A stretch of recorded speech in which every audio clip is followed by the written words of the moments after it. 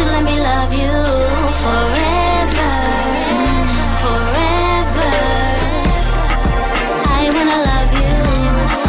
Will you let me love you forever, forever and a day, day, day, day, day.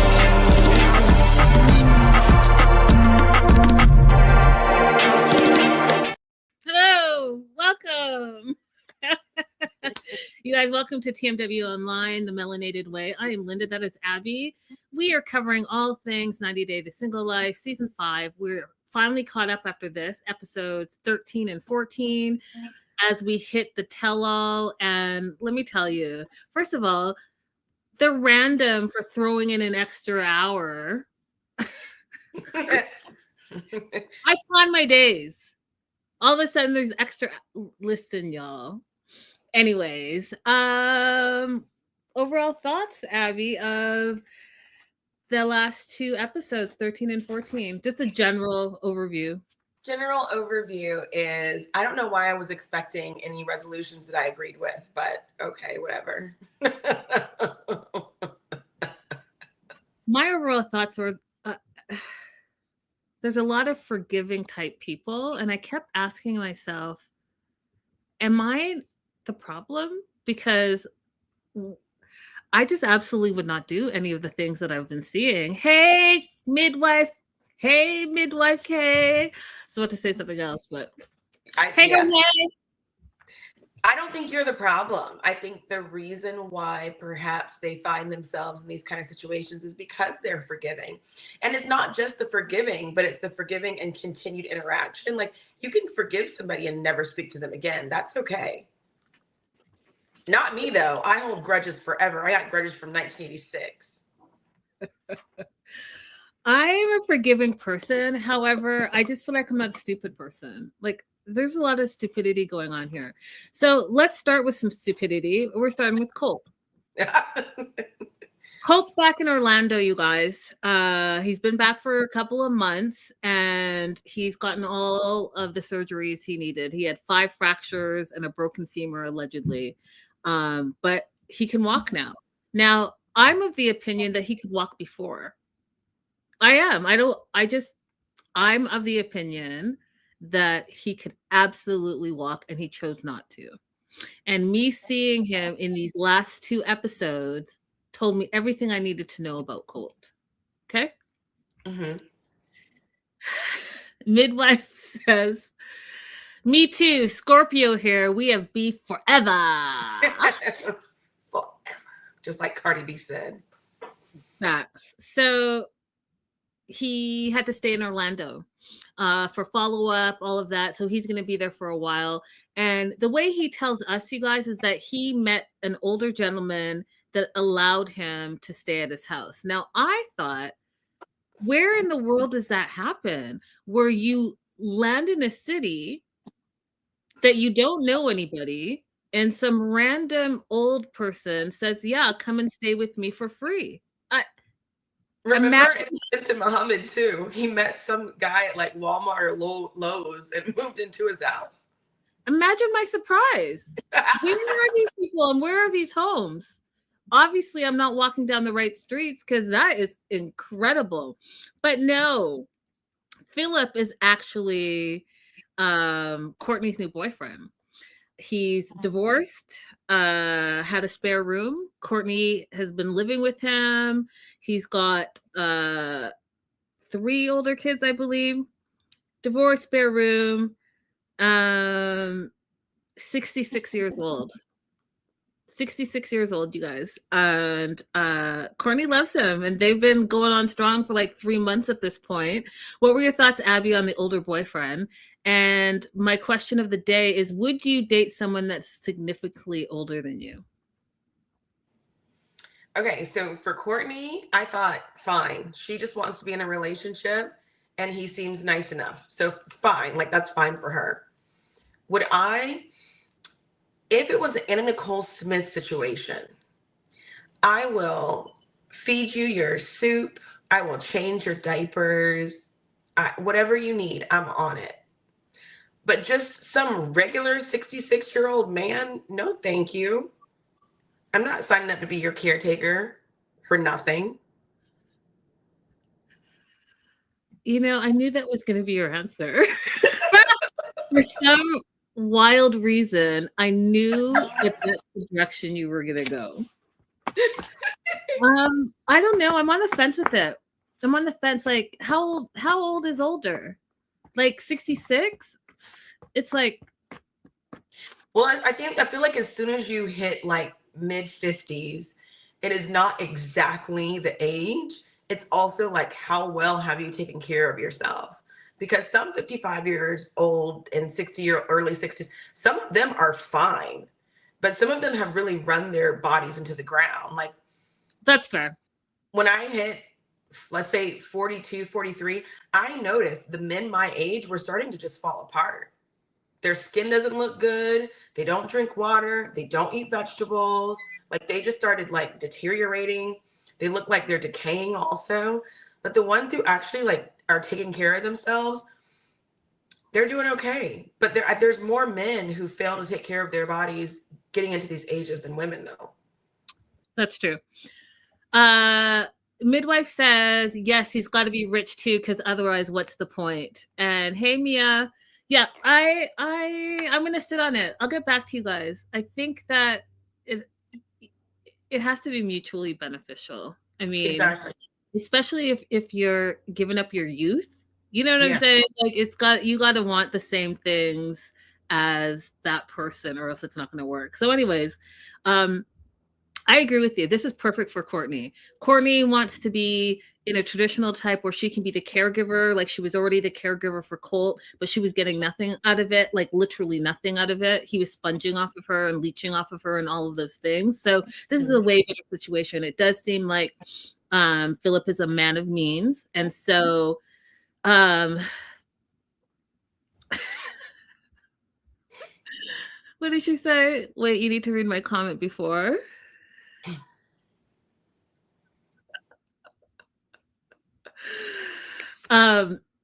So yeah, I'm for it. I'm for it for them.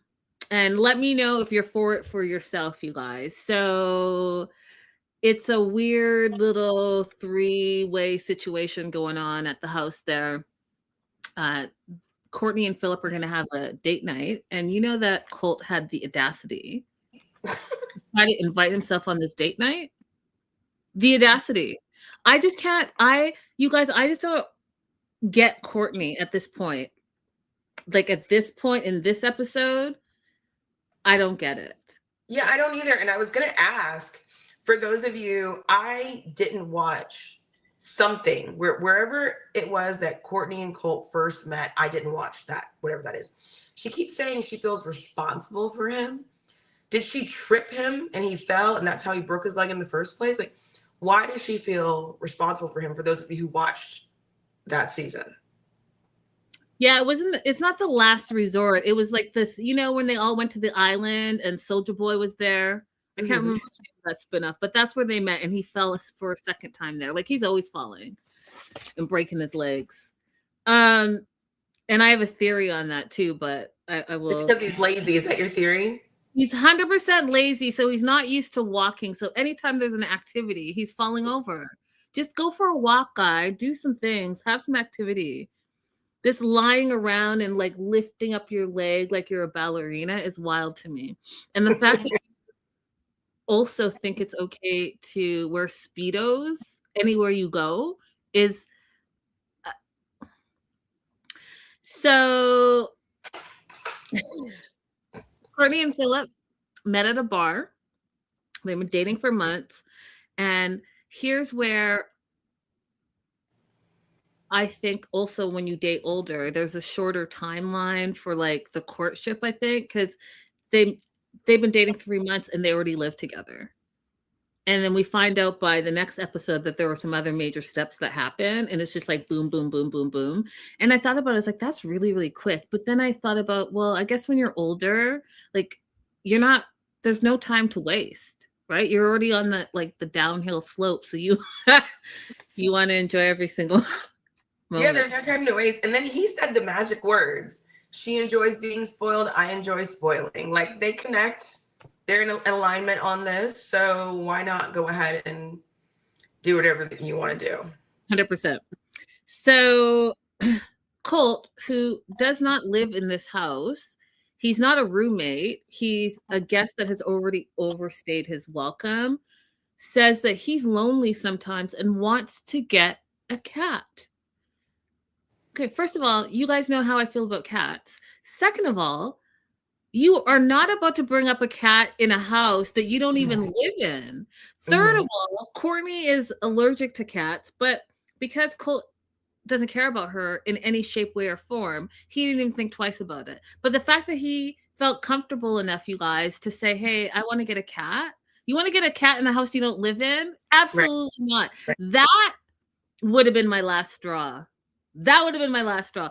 Actually, there would have been no straws. Hypothetically, because I would absolutely not be in this situation. And I'm going to tell you why. There is no way, shape, or form that you have sponged off of me, lived off of me for free. I was your nurse. I wiped your butt. I shaved you. I bathed you. I fed you. My mama did the laundry. My mama did the groceries. And you sat up in a room for free for months. All the meanwhile, you're cheating with some other girl. You're sending her inappropriate pictures. And then when you get caught and lying to my face, then when you get caught, where do you go? You go to that girl. The only reason you come back is because you got to fix your decrepit leg. But then I offer you to come live with me and my new boyfriend. This is why I'm like, am I crazy? Am I like cold-hearted? Because absolutely there is no world where Linda Anthony would allow that type of nonsense in my house. So I have a question for you. This is a scenario that I've seen about, community on Threads. There are two siblings. One sibling has 4 kids and is about to have a 5th kid. And they asked their other sibling if they could keep the 4 kids for 2 days while they go to the hospital to have the 5th kid, and no, they're not offering to pay any money. So do you do it or not? Is that your full blood sibling? Yes. Absolutely, you do it. Okay. So the conversation on Threads has been like, are you really a part of your community? And what do you think about family? Because there were a lot of people who said no.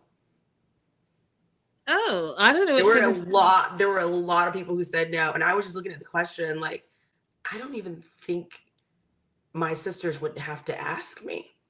That's the thing. Listen, my brother has a bunch of babies, and it's not even it's a, hey, you're picking up the kids. Oh, I am? Yeah. Oh, and by the way, would you mind, like, it's not even I don't know how y'all do it. Africans, absolutely not. Those kids are your kids. They're the family's kids. Right. Yes, they belong to the whole family. That's it. The kids belong to the whole family. But this situation is completely different. Colt is not related to us. He's already betrayed us. So no, we're not going to extend any courtesy to him. And I would be remiss if I didn't say Phil is playing a dangerous game here. Because when you let somebody live in your house and get mail at your house, you are potentially creating a situation where they're going to be allowed to squat in your house. That's happened to me before, you guys. Oh I ended up moving because I couldn't take it. This girl from my church, so you would think that she was a good little Christian girl, was squatting and she would not leave. And she was not paying rent. And I was doing it out of the goodness of my heart. And finally, I had to just leave. I had to leave. Hey, Raydella. Hey. So Philip is kind of done with it though, right? Like he's like, I appeased my girlfriend, my new girlfriend, because I just, when you're in that new phase, right? but he wants Colt out because they really don't have any privacy. And again, it couldn't be me. He says they can't even sit in his own living room because Colt's bedroom is right by there and they have no privacy. When I come home, I need to be comfortable. I need to be able to do whatever I want. Absolutely not. I step in every single corner of my apartment. I'm trying to get my rent's worth.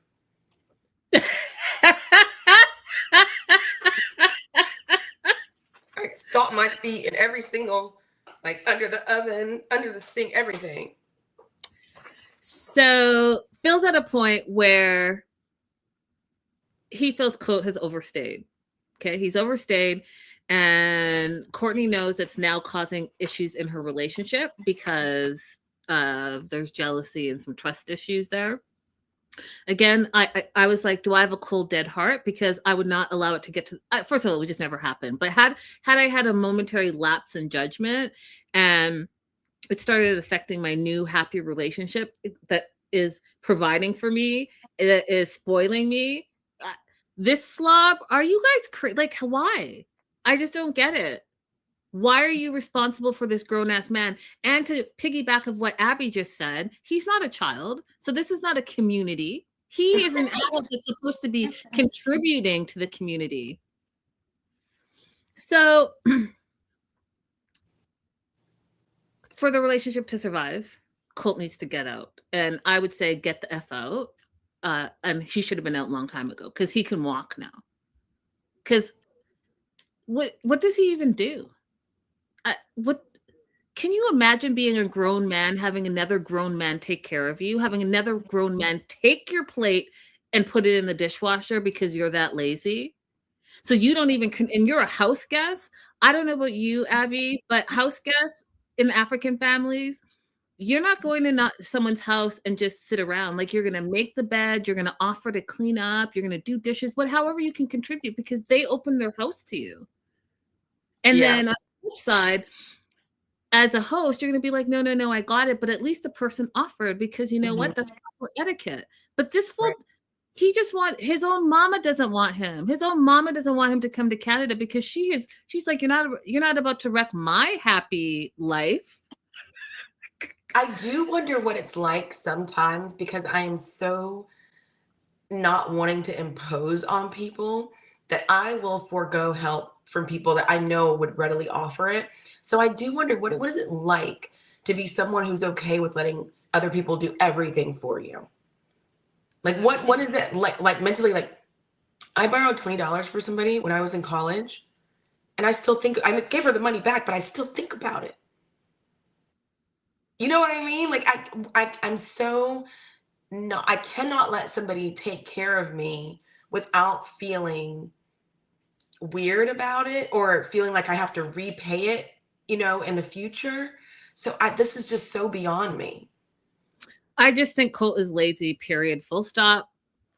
He never grew up. He never became a man. He's just a big baby in an adult body. And even that is questionable. So Colt's in Phil's backyard, kicking it full side in his Speedos, you guys. And I wanted to take a screenshot and show you, but the last time I showed you guys Colt in Speedos, YouTube flagged it as if I was trying to do something. So I'm not about to have that conversation again because basically YouTube's like, I don't want to see this. And I know that y'all don't want to see it. So we're not showing it. But I want you to picture Colt in a Speedo, his leg up like a ballerina, sitting on your lawn chair, doing nothing. So Courtney and Phil have decided that they're going to confront him and he needs to get out. Now, this is the part that I had a little chuckle, you guys. I chuckled and chuckled and chuckled because while he's stretching his leg, Courtney's bringing snacks out, Phil's like ready to have the conversation, and he gets right into it. He's like, so now that you can walk, what plans have you made? Because it's time for you to move on. And Colt's like, oh, it's time for that conversation. Yeah, fool. You thought that you were going to squat here forever? Because he would, if they didn't have this conversation, he would have stayed for as long as he stayed. Oh, he was trying to get a cat. Was trying. It's like the person who walks into a meeting asking for a raise, and they're like, "No, we're firing you." Yeah, exactly. So you need to get out. And then Courtney takes it back a bit, which was like puzzling to me. She's like, well, you need to start figuring out what you're doing. And then Phil jumps in and says, yeah, within the next couple of days. Like, there is no room for this fool for you to tell him to start thinking about it, because 6 months later, he's going to be like, oh, I hadn't started thinking about it. Phil's like, this is my house. You're 2 days. You got 2 days to figure it out, and then you're bouncing. Mm-hmm. And I was proud of Courtney for this, because she said, once you move out, we're done. Communication's off. I'm not going to be talking to you anymore, because I need to give this relationship a chance. I need to give this relationship all of my attention. And I'm adding, Linda, plus you're a leech and you're sucking the life out of Courtney. You're sucking the beauty out of Courtney. And Courtney must be like so nice that she just continues to give to you, even though her mind is telling her that you're a terrible individual. You're elite, you're a mooch, and you're lazy, and you're a liar, and you're a cheater. Her mind knows that, but unlike me, I'm gonna just absolutely not. But she's like, no, I'll take care. Like, no, I don't know how she coordinates that, but here we are. So Colt is shocked that he has to move. He's shocked, you guys. He's shocked that he has to move out. And then said to Courtney, oh, you were my original ride or die. And I was like, what he's shocked about is that he thought she would never stand up to him.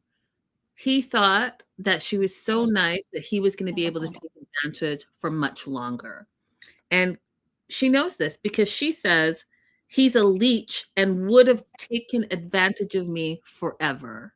So do you see how Abby, her mind knows, but she still allows it. Thank God for Phil, who says, hey, absolutely, you're out of here. You got 2 days, pack it up and get out.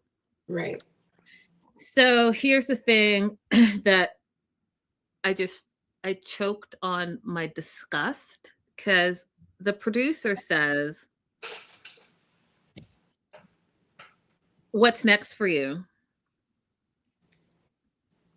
He says he's going to probably go back to Brazil and try to get back with Diana, who he also cheated on, right? Because he's playing Diana and Courtney. And when the producer said, you're going to go back to Brazil to be with Diana, and he says, yes, I'm going to see if I can have a relationship. He's going to see if he can be honest and truthful for once. Do you know that this fool said he's not sure if he can? Abby, he said he's not sure if he can. This is why I'm telling you guys, everything I need to know about Colt is right here. He knows he's a liar and a cheater and a lazy bum, all of the things, but he doesn't care. And for the simple fact saying he's not sure, he's going to put 0.0 effort into it, Abby. 0.0 effort.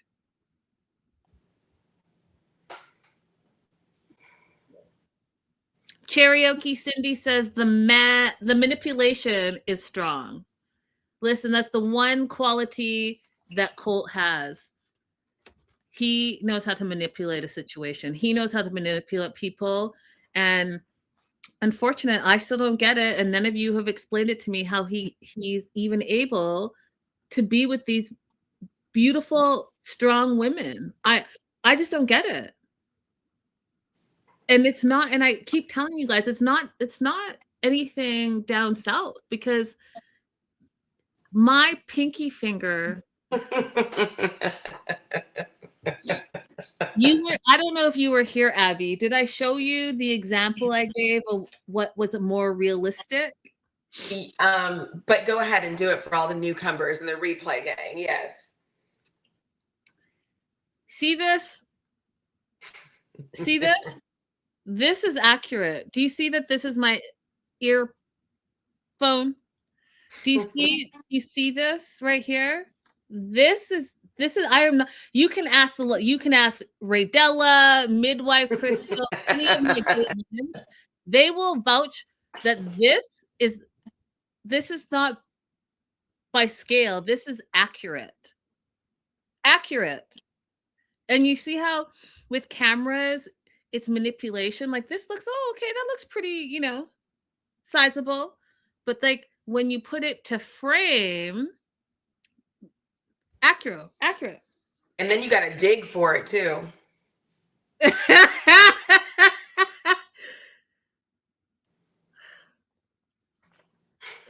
So Colts out. That's it. And now it's been months along, and we learn a little bit about Courtney and Phil's backstory. And so she has a local bar that she normally goes to. She was at the bar and he saw her one night, but he was too shy to talk to her. And so when she left, he went up to the bartender and asked about her. And the bartender said, oh, she's a regular. She comes every Friday. You guys, he showed up there every Friday for 6 months before he ran into her again. And I just thought that was an adorable story. Now, it could be like borderline stalkerish, but I felt like, he thought he found his person and he pursued it. What were your thoughts, Abby? I thought it was okay because it's a neighborhood bar. Like maybe it's also his neighborhood bar or very close to where he lives, as opposed to him asking her name, finding out where her parents are or where she works, then going to that place. Like that would feel more stalkerish to me than just being at a place where he knows that she might show up again. Yeah, it was adorable. And I like the effort. That's high effort. And anything is higher than Colt. Yeah, Colt has done nothing to improve her life whatsoever. Not one single solitary action that he's taken has improved her life to any degree. No, he just kept dragging her down. Down and down and down and down. So Colt's out of the house at this point. She's blocked him, doesn't know where he is, doesn't care where he is. And sayonara, adios. I was going to go on, but I was like, Linda, you're getting a little extra with it now. Go ahead. Arrivederci. Yeah, all of it. Au revoir. Courtney was really happy with Phil. So some of the things that she shares with us is that their intimacy is amazing. He's active. He has energy. And they are now on their 3-month date night anniversary. So they go out for drinks and some tapas and having a good old time. And they're just chit-chatting. She loves her I can never say the charcuterie board. Charcuterie? Yeah. Mm-hmm. And he loves oysters. And I just thought that said a lot about their personalities, but I love both of those things. I love all of those things.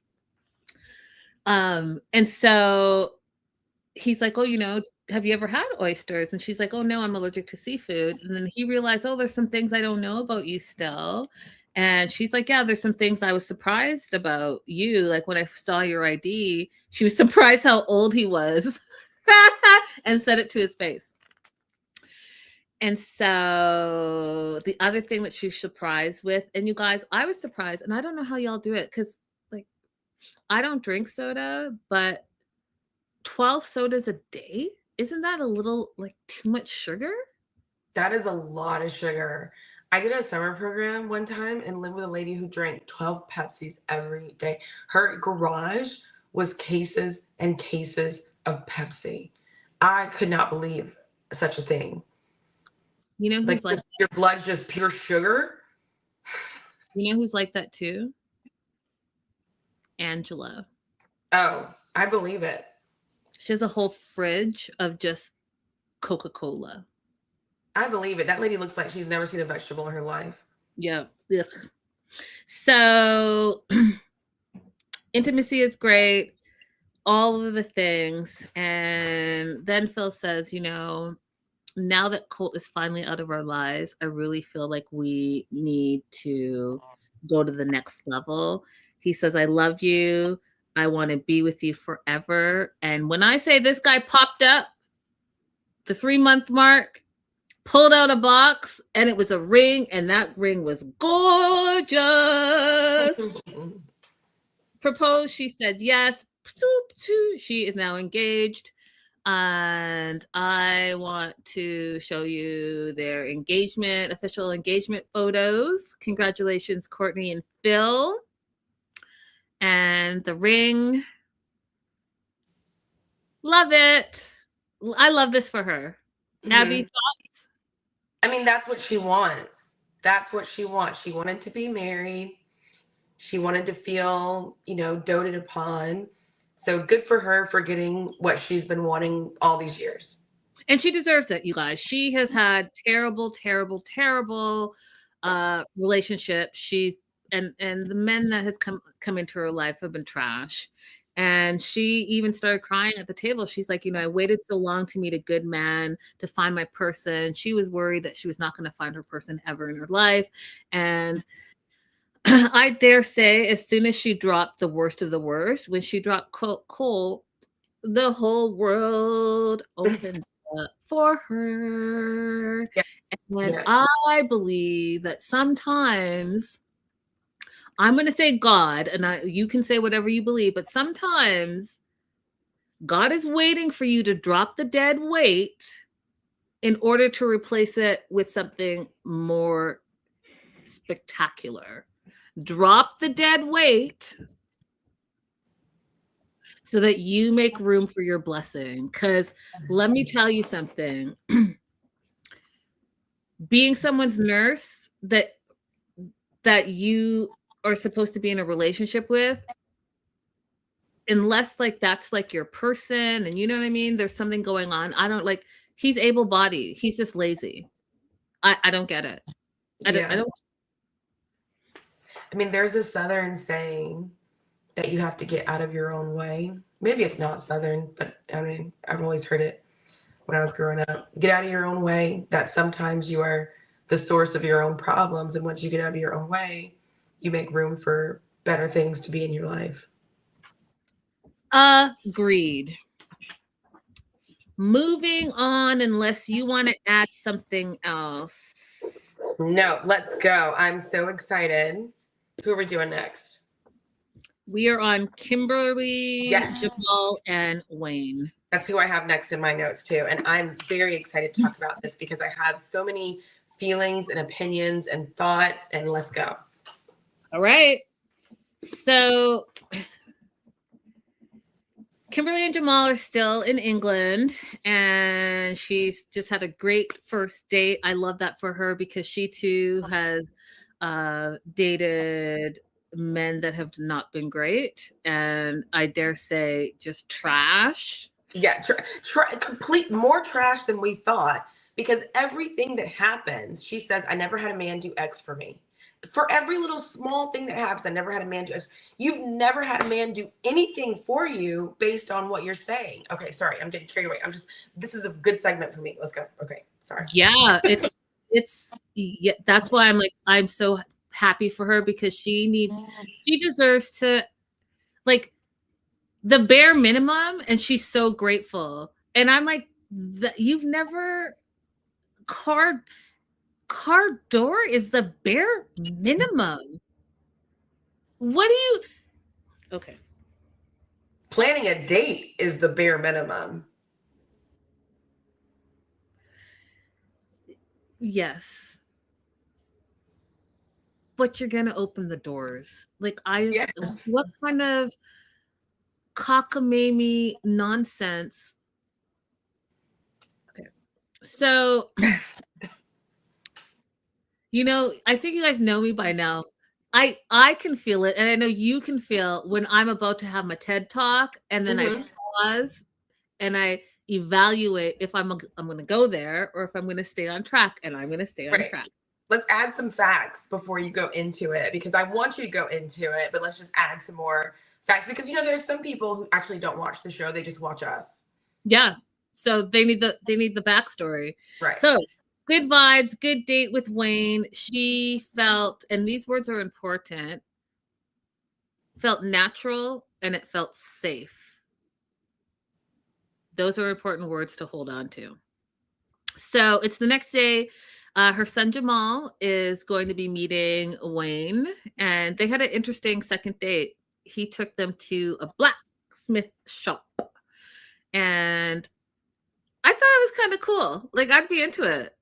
And so they go, it's the ovens, the tools, and the banging and and they were supposed to be making coat hooks. When I say none of them had any type of talent. Okay. So it's the steel flats, you stick them in the fire, and then you pound, pound, pound, pound, pound. You're supposed to make these beautiful, curved coat hooks. Jamal is terrible. Jamal, I was like, does he, I don't want to put something on someone, but like a little bit of like ADHD, like if it's not holding his attention, he's like checked out. Because Jamal had one piece, he sharpened it, and then he just stood there like he was he didn't put any effort into it. And then said, those situations where if you're not comfortable in temperature, you're not motivated to do whatever you want the activity is. So he's like, I'm cold, I'm not interested in doing anything except for leaving.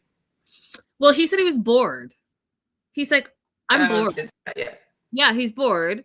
And so that's why I just think it's like, if it's not like stimulating him, he's just like, and he literally checked out. He just stood there. And I hadn't seen that.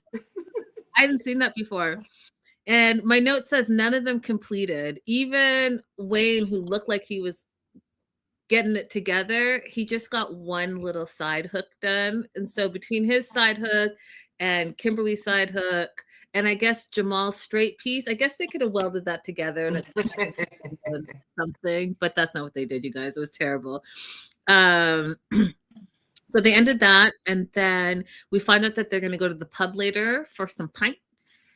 And Jamal and Kimberly are going to be there, and Wayne is going to introduce Kimberly to his two daughters. Now, the thing I think was interesting, you guys, is because yes, it's long distance, and so there's a shorter amount of time, so everything gets sped up a little bit. But I thought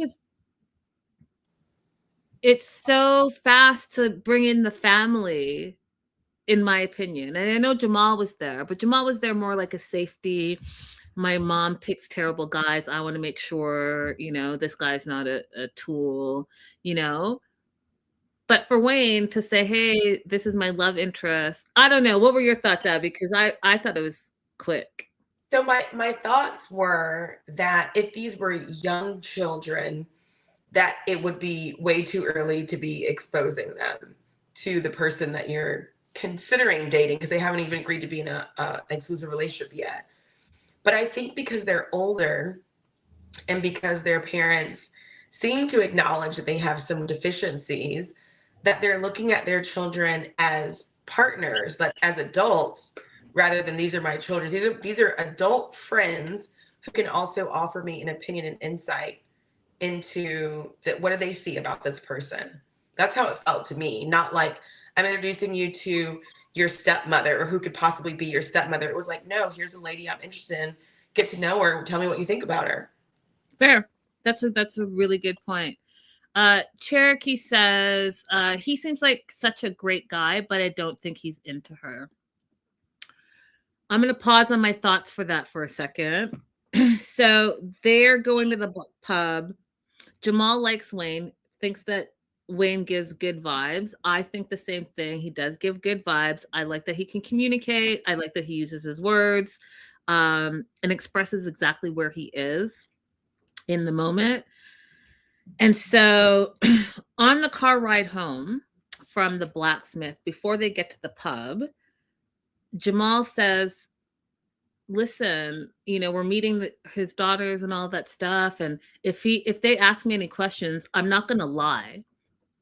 And he's specifically referring to the truth about his siblings, that he is not the only child that Kimberly has. And then Kimberly got super defensive and she got upset and she's like, Jamal, it's not something you could say over the phone. I need to tell him in person. And then Jamal got upset and said, this is all on you. You're the one that had the kids and it's not new. You guys have been talking, FaceTiming for like 3 months before we even got here. So this could have come up at any time. What I'm saying is that I'm not going to lie. And you guys, I have to say, so Jamal said you should already told him. And I have to say, I agree with Jamal in this moment because first of all, he's your child. Even though he's an adult, he's still your child. And you put this whole thing in his life that he has to sort through still and has been sorting through. And this lie by omission, that's your lie by omission. He doesn't have to carry that burden for you. Mm-hmm. So I salute him for saying, hey, listen, I'm not going to lie for you because I'm not going to be a liar in this moment. I'm going to tell my truth. And if my truth includes your lie, that's on you. What were your thoughts about it? I know you had some thoughts about it before. Yeah, I feel the same way. I feel it even more deeply that it's not just he doesn't have to lie, but he spent several years being her secret keeper because he found out about the one child several years ago. And he's only, more recently found out about the son, the brother. Imagine the weight of him as a child being forced to be her secret keeper for years and years and years because she's not ready to confront this truth. And now he's at a point where he's just like, I'm not doing it anymore. You're not making this my responsibility. It's your life. It was your choices. You deal with it. I'm not taking this on as my responsibility anymore. And I feel so sorry for all the years that he's dealt with burying that situation. Mm-hmm. And I just feel like it's all coming out. I know there's a lot of people who have watched the show and they feel like he's being very hard on her and very mean to her. And I just really think that they don't understand what it's like to be a child who's made to bear a secret for your parent. Mm. I mean, yeah, I just think that he had a right to say, I'm not going to lie for you. Right. He did. And it was her job. If you don't, and I don't believe that whole like, oh, I couldn't say it over the phone. I have to say it to your face. I don't believe that either. People use that as an excuse to keep information from people all the time. It's not right. It's not right. You need to tell people things in the course of the conversation or learn how to say this. I have one child that I raised, but there's more that I need to say to you about that, or the topic is actually not that simple. Learn how to let people know that there's more information coming. Don't just be like, oh, I had to wait till I was in your face to let you know. And then, some devastating information, come out. And I really hate that. A lot of people believe that premise of, oh, I'm going to wait and tell them until we're in person because I can't say it over the phone. No. I mean, she had a lot of opportunities to tell him, and I'm going to point out another opportunity that I thought she should have taken that she didn't. But so they get to the Grapes pub, and before they go inside the pub, Kimberly realizes that she had an attitude in the car and she should have not been defensive towards Jamal. And so she apologizes to him. And did you, Linda, feel like this was really an apology? I did. I didn't think it was, because she said, I'm sorry. but I get defensive and I can't help that. You're an adult, you're in charge of your emotions and your feelings, and you can help that. Mm. If you chose to, you can. But instead, you choose to put it on your son, and now you want to give him this quick apology in hopes that it'll change how he reacts, any questions that might come up when you go inside the pub. It was self-serving. Interesting. Okay. That's I can see what you're saying. So Jamal just wants to make sure that Kimberly doesn't make the same mistakes that she has in the past in relationships, and he doesn't want her to rush into anything because of her mistakes. Now they meet up with Wayne, and Wayne is in the same mindset, and here's where I feel it was a missed opportunity for a conversation that could have been had in the moment where all the players are involved. So Wayne explains he too doesn't want to rush into things because at the age of 20, he got a woman pregnant. He figured because he got her pregnant that he had to marry her. So he married her. They were together for 14 years, right? Because he felt that his children needed a mom and a dad, the full family, mother figure and a father figure, he said. But they got married for the kids. So they started drifting apart. They started, not wanting to be in each other's presence. So they parted ways. But they kept the family unit, he said, together, which I interpreted as meaning they co-parented. Because Wayne believes every child needs a father and a mother figure.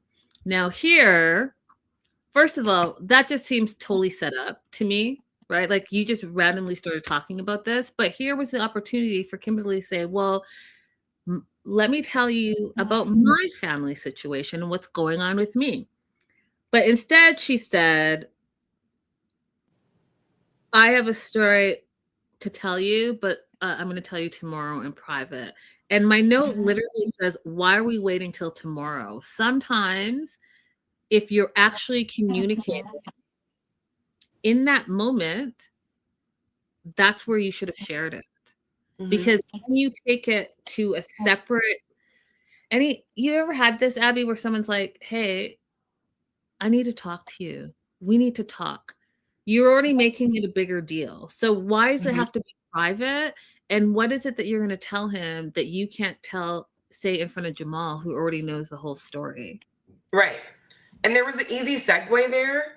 The segue being, I also, really want children to have an opportunity to have a mom and a dad. And that's, part of what led to my decision to put 2 children that I had up for adoption. And I do want to talk to you more about that, tomorrow, but we're aligned on that. We're agreed on that. Like it doesn't have to be as big of a deal as she's making it.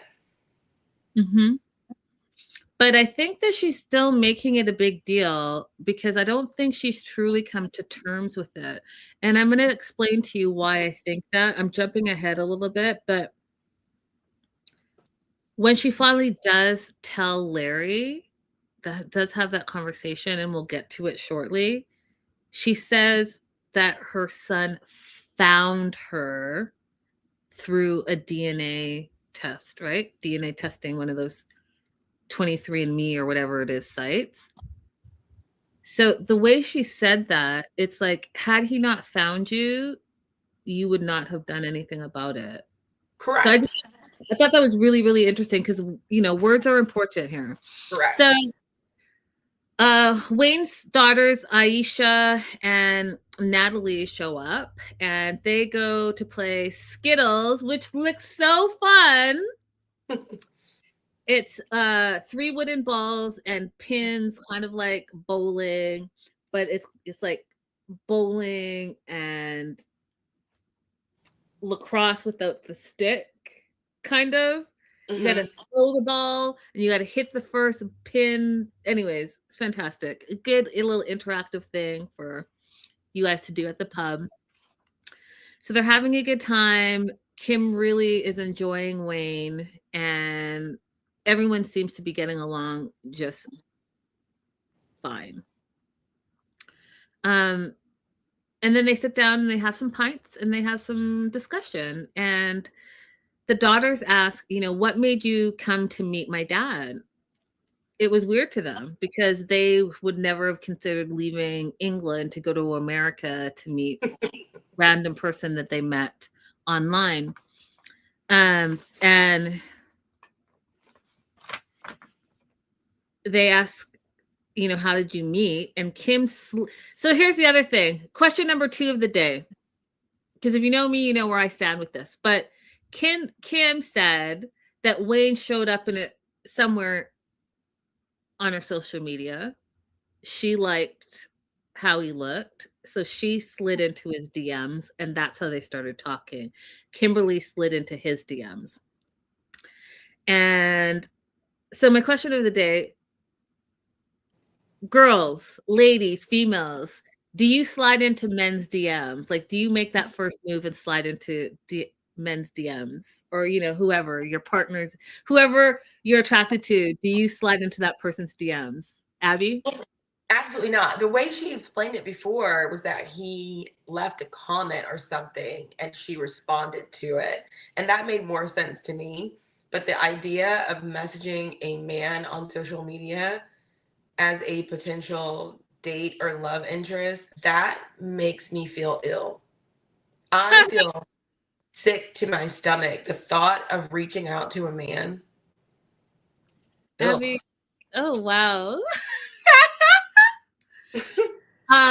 Yeah, I'm not sliding into anyone's DMs. Like, I'm just not gonna do it. I'm not gonna do it. I'm just not gonna do it. I think I'm just old school. If you like me, pursue me, court me, do all the things. Yeah. What I'm not about to do is slide into your DMs, because like, for what? So the daughters next ask, do you normally move fast in relationships? And Kimberly, I don't know who you told the daughters and us who've been following you for how long?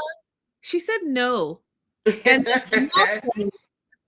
I don't know about that. And I started laughing. Who are you talking to that you don't normally move fast? You absolutely move fast. And then Jamal starts spilling the tea a little bit. Not only does she move fast in relationships, her previous boyfriend was 20 years younger than her. So those are like kind of her red flags. Mm-hmm. Kimberly asked the daughters, what are some of Wayne's red flags? And the first thing they said was that he morphs into the other person. And the example they gave was a previous relationship he was in. That woman was a vegetarian and he became a vegetarian. And so he kind of loses himself in the people that he's dating, which he gave an example of in this episode, by the way, you guys, if you catch it in the end, already morphing after a week. And I'll show you where. And then the second thing that they said is a red flag for him is that he doesn't like baggage. So he doesn't like his partners to come in with baggage. And his daughters are like, that's not even reasonable because we're adults. So everyone's going to have baggage. And so those were the things. What did you think of those two ideas? First of all, I love these kids exposing them.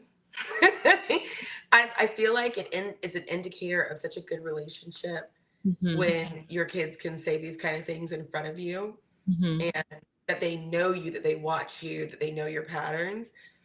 And I thought that they've probably given him this advice previously, on their own, that he's, needs to tighten up on some of these things. But I don't see them actually as huge red flags. I would have some follow-up questions, like on the baggage issue. I would say, is it more about how they respond to when they're being triggered, or how they react to their traumas, or how it plays out in the relationship? Or is it you just don't want anybody to ever be able to talk to you about their past at all?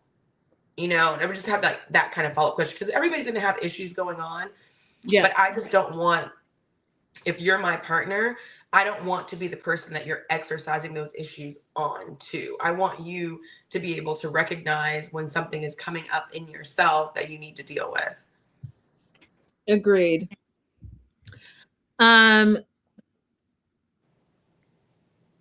So things went well with the daughters, and they had a great time. The night ended. They went their separate ways. And then the following day, Kimberly and Wayne had a one-on-one date. He was making dinner for her. And so he picks her up to bring her to his house. And she's worried that he's not going to accept her because of all of her baggage. Now, one of the interesting thing is she held on to that because the daughter said it, but he actually never said that. Like, she didn't hear that out of his mouth. It's their impression of how they view some of the things that they consider red flags in their father. But she held on to that. And it's important for you because later on in this episode, she brings it up. They get in the house, and I just thought, I don't know about you all, but again, I might be the one that I just think differently. But if I come to your house and you have a picture of me, you have a drawn picture of a picture I sent you in a frame in the house, I'm gonna,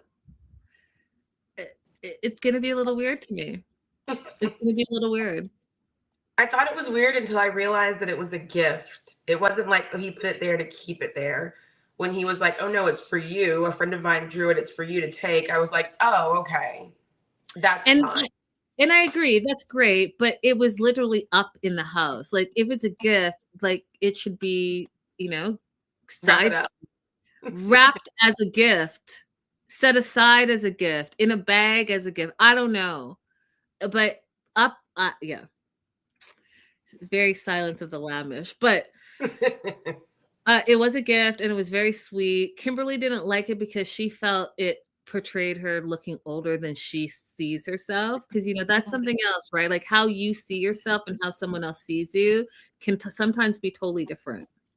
Yeah, she was like, they didn't put the filter on. Now, y'all,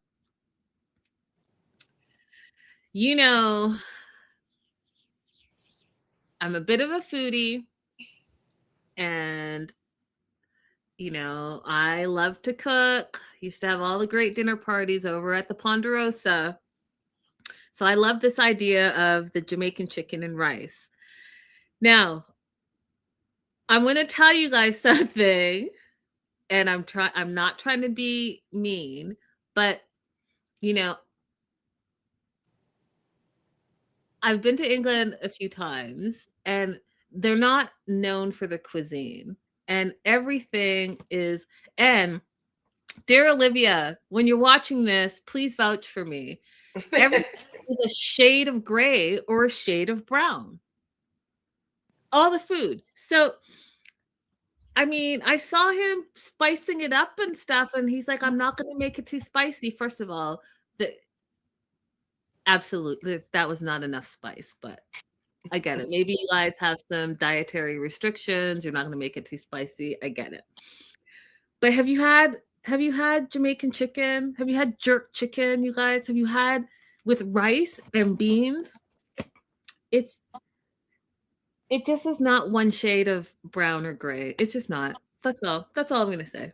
But for some reason, England has that ability to just make everything one shade of gray or one shade of brown.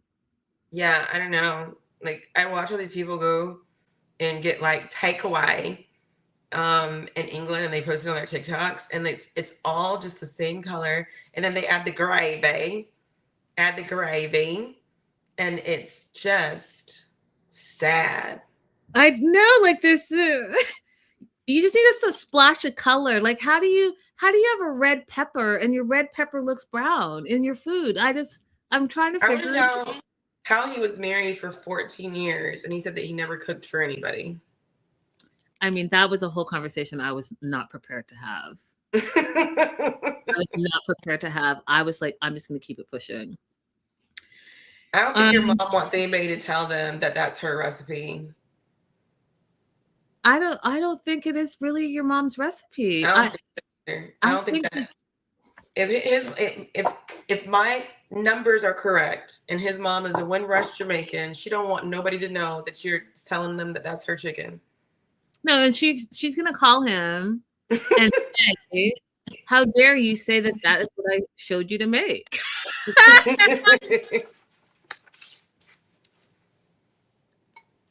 So Kimberly's excited to talk about two things: the relationship status and the children that she gave away for adoption. So they sit down while the food is cooking to have this conversation, and y'all just all of you guys, Liz and Vanya, all of you guys with the sit downs and the sit downs and the sit downs, like after a week, you're having, I just can't. I'm going to tell you what, like, it's been a week. It's been a week, but let's do it. So I know it's a long distance relationship. Are you willing to give it a try? You know, are you my boyfriend now? And he says, you know, he's fine with what we're doing now. It's working. And he gave me Tony vibes in this, where here's the thing. You are standing up to who you are. And I respect the fact that you're saying, hey, you're not going to pressure me into a relationship. He's like, you know, I don't like pressure. It's relationships scare me. He says, I've been on my own for a while and I enjoy it. So I don't want the pressure of, you know, saying we're this or saying we're that. That's literally what he said. And I want you guys to know that when men tell you who they are, believe them the first time. If he's saying, I'm not ready for a relationship, and then you then say, well, are you my boyfriend now? He's saying, no, I'm not ready for a relationship. Believe him. You're not going to change his mind tomorrow. You're not going to change his mind in a month. This is the mindset I'm in. I'm not ready for a relationship right now. Great. You can decide if you want to move forward with that or not, but believe what they're saying. So Kimberly's like, okay, that's fine. We can see what happens. You know, I really have a connection with you and I really like you. And so we can just, you know, kind of go with the flow. I didn't believe that for 1 minute. I think that you're looking for a relationship, and that's why you said, are you my boyfriend now? Correct. And that is okay. If somebody says to you, oh, I'm, you know, don't want to be rushed, non-committal, it's okay for you to then say, oh, okay, so we're not on the same page. So that's cool. You know, it'll be nice to just, you know, have this meal together and have a chat here and there, but we're not aligned, because it's okay for you to want what you want. 100% on both sides. It's okay to want what you want. Right. So then she starts crying and says, I have other children. I put them up for adoption. Please don't judge me, she says. Because he's like, oh. Now, that wasn't a judgment. That was her own guilt and not having dealt with it yet coming out. Because what he says, okay, and then she says, you know, this is my baggage that I have. And then he says, you know, don't say that. Don't call it baggage. It's your past. We all have a past, and it's not a big deal to me. I'm happy you told me your story, but we all have a past. So I don't focus on the past, he says. I concentrate on the future. Bravo for that. Bravo for that, because what I was seeing was that you were already trying to make this situation that you feel bad about worse, and you thought you were going to be condemned. And that shows me that you have never been in a healthy relationship where you can communicate and share your feelings and express who you are and express vulnerability. You've never had that. You are coming in with shame and judgment, Mm-hmm. and Mm-hmm. you're putting all of that heavy energy into this conversation, Mm-hmm. expecting a bad scenario. So you're already preempting being judged when no one's judging you. So Right. that's interesting. What was your take on That's it? She said something that I want to talk about. I want us to talk about it. Okay. She said, I wasn't irresponsible. I was with the same man the whole time. Did that did that sentence strike you in any way? It go tell me your thoughts because I have some thoughts on it. My question immediately upon hearing that is, what action is she talking about when she says I wasn't irresponsible? Is she talking about the sex? Is she talking about the fact that they all had the same father? Is she talking about the putting them up for adoption? Like, what is it that she's saying was not irresponsible in that sentence? She's saying that because all of her babies have the same baby daddy, she's not irresponsible. That's what she's So saying. she's making a judgment against people who have multiple baby daddies and saying that she's not like those girls because all her children she gave up for adoption had the same father. Is she still trying to place herself in some kind of hierarchy of goodness? It's a good question. I That's a good think question. she needs to let all that go. Girl, it just is what it is. Don't try to make yourself seem better than somebody else. The decision was what it was. And that's it. Like, you can't save yourself by saying you're better than someone else. I remember when I got pregnant, because I got pregnant before I got married while I was pregnant. I remember my mom telling somebody, well, at least she didn't have an abortion. And I said, Mom, don't do that. Don't do that. Because I have no problem with the person who has an abortion. Don't make there be some kind of hierarchy of sin and goodness. I don't like that. Yeah, I think that it's important to remember that we're just like Wayne said, we all have past, we all have our own experiences, and no one person is better than the next, right? Everyone has their own stuff. And I do think, though, that that's also a little bit of a generational thing where, like, the stigma of being an unwed mother, the stigma of having a baby, quote unquote, out of wedlock, um, you know, having a child young and then maybe meeting someone else and having another child with a different partner, all of those stigmas from like back in the day. I don't know, like I just think it's like a generational thing. Because I mean, 2026, you look around, you got blended all the types of families. It like Abby said, it is what it is. So I'm wondering if that's part of it, where she's dealing with the shame of her past, plus she hasn't reconciled it with her present.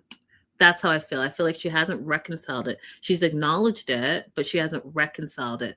And I think that this is just my personal opinion. The journey for her reconcile is going to be longer, because back to the point that I was making when earlier, when she says that she put these two kids up for adoption, and then one's named Larry, and he found me through DNA, and then she said, then I had a daughter after that, and that's all she said. Now, again, had he not found you, would you then be in their lives? Would this be part of your life? No, it wouldn't be. Because And all these years have passed and she never even reached back out to the adoption agency, not once.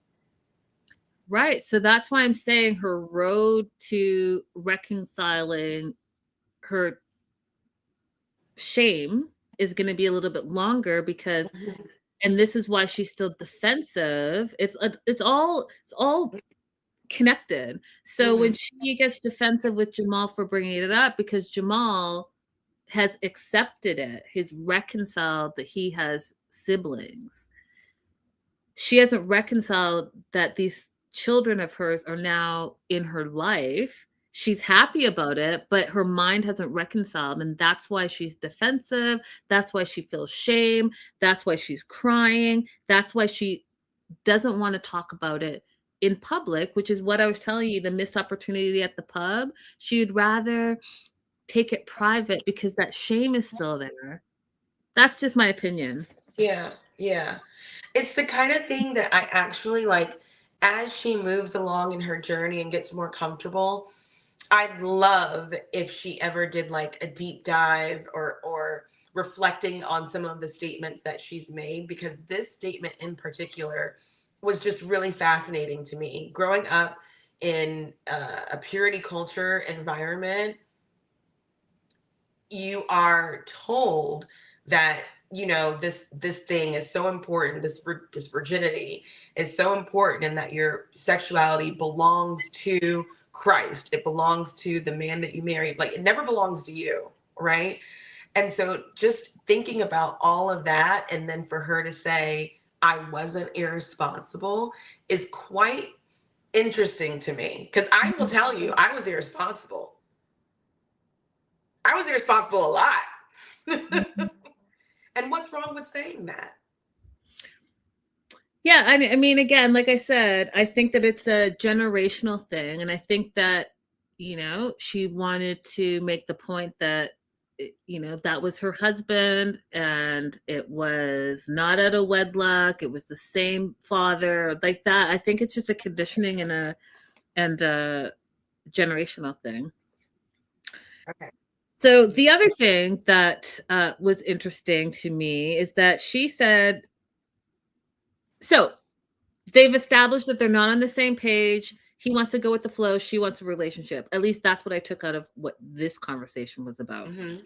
So she also says that this trip is not a trip for intimacy, but she's going to be back in a few months and that trip will be about intimacy. Cool. Fine. Why, Kim? Why? The man just told you what he's after, and she's still having trouble. I feel like until she goes on this journey of working out all of her feelings with regards to giving up these kids for adoption, that she's never going to successfully raise her own self-esteem as such that she could be in a good, healthy relationship. Okay. Yeah. I think this is a good first step for her though, because she's starting to see what she likes and what a good relationship can look like. I think that, again, it's going to be a journey for her. But here's where I got confused. So it's the next day. She's leaving for America. And she tells us that Wayne texted her something in the morning. He's going to come see her off. #girlfriend. And I was like, what? What's happening? Did you all have, okay.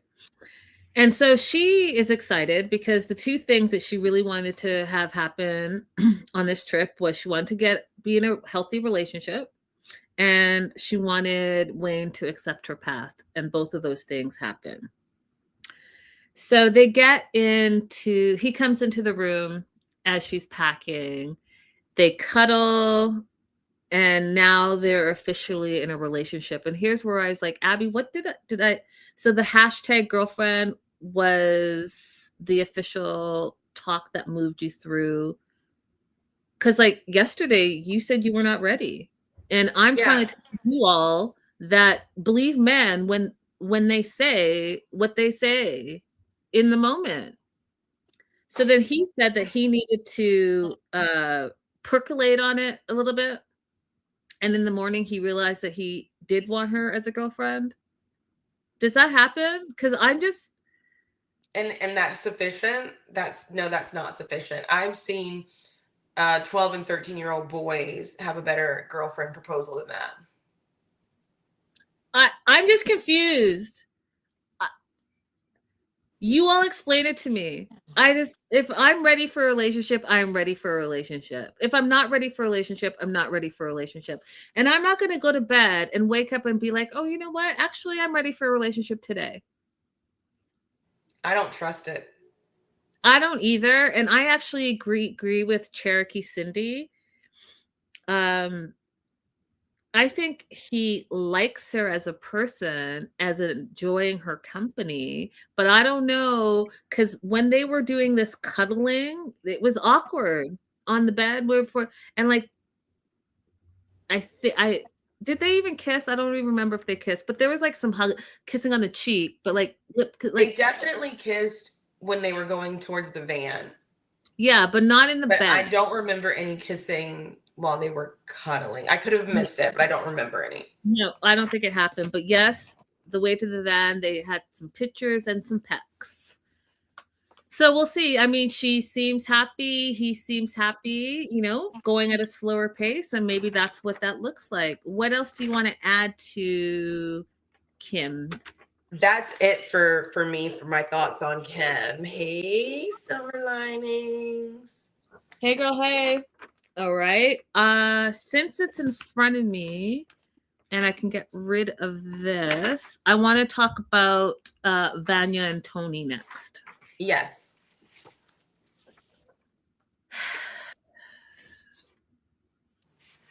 I have feelings here too, but not about Vanya and Tony. I have feelings about Vanya and Tony's parents. Do you want to go first? Yeah, let's talk about it. I mean, his parents are very religious Christians, and they want his partner to be as well.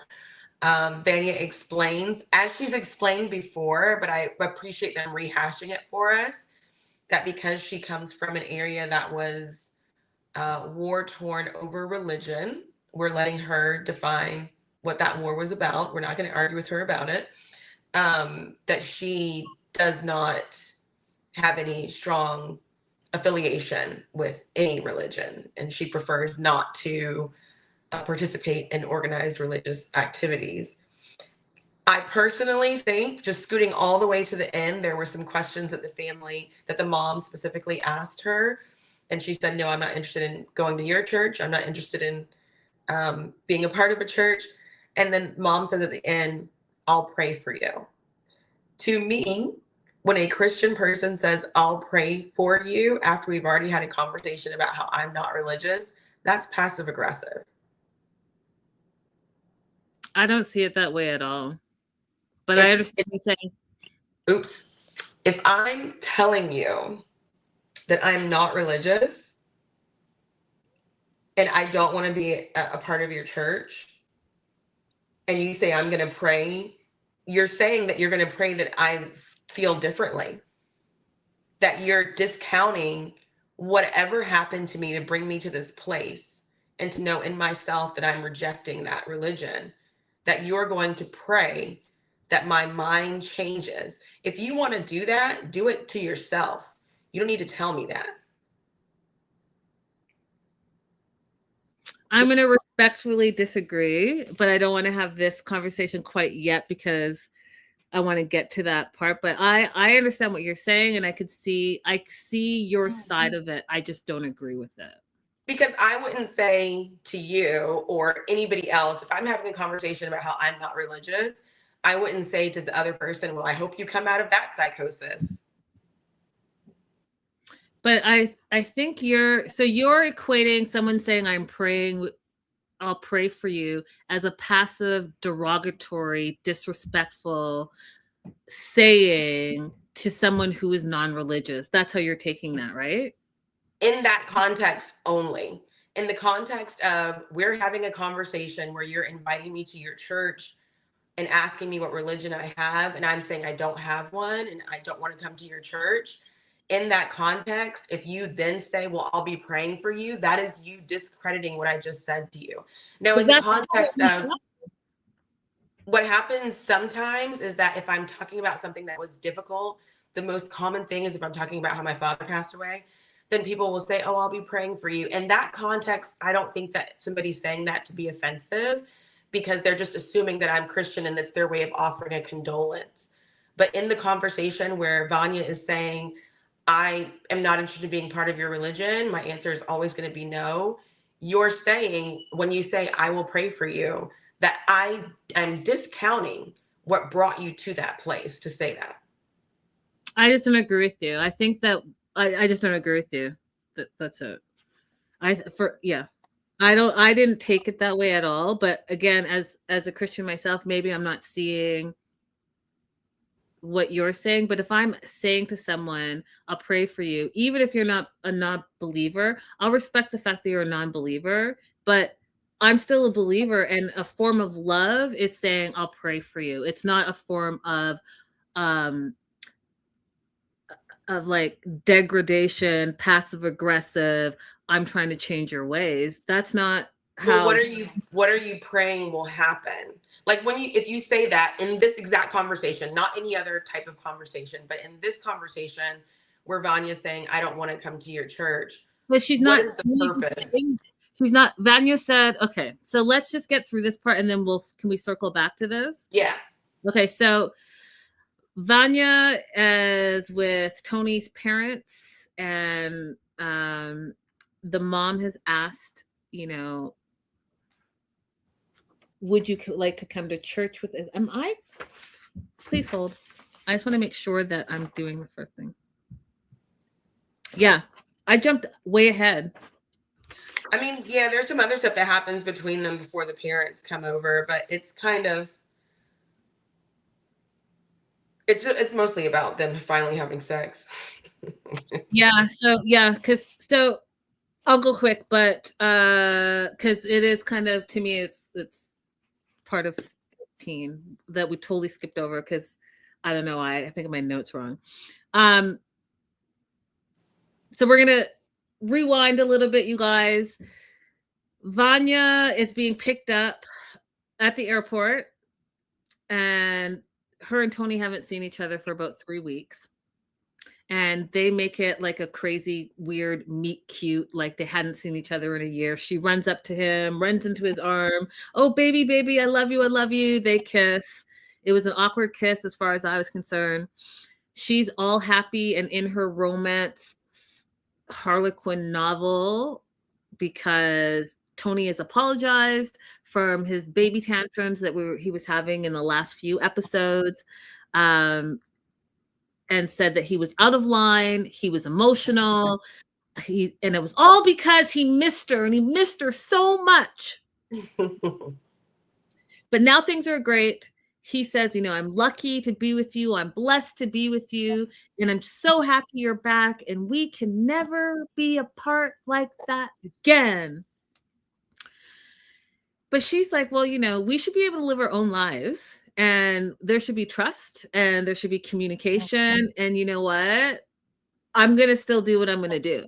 So if there's a week or a 2 week, like, you need to be able to stand up on your own 2 feet." That's her take on it. But she really cares for him. She feels safe. She feels comfortable. We've heard those words before from Kimberly as well. She loves him so much. And she wants to take this relationship to the next level, right? And what does she say she is? She says she is celibate. No, she says she's celibate. Yeah, but she's just abstaining. Yeah, she keeps using the word celibate wrong, but we're just got to roll with it because she's not going to stop. Yeah. So, but she loves him. They're boyfriend, girlfriend now. She's missed him. So she says, "Let's take this to the bedroom." And she's worried because what if they're not compatible? And, I tell you guys, sex is important. I don't care what y'all are talking about.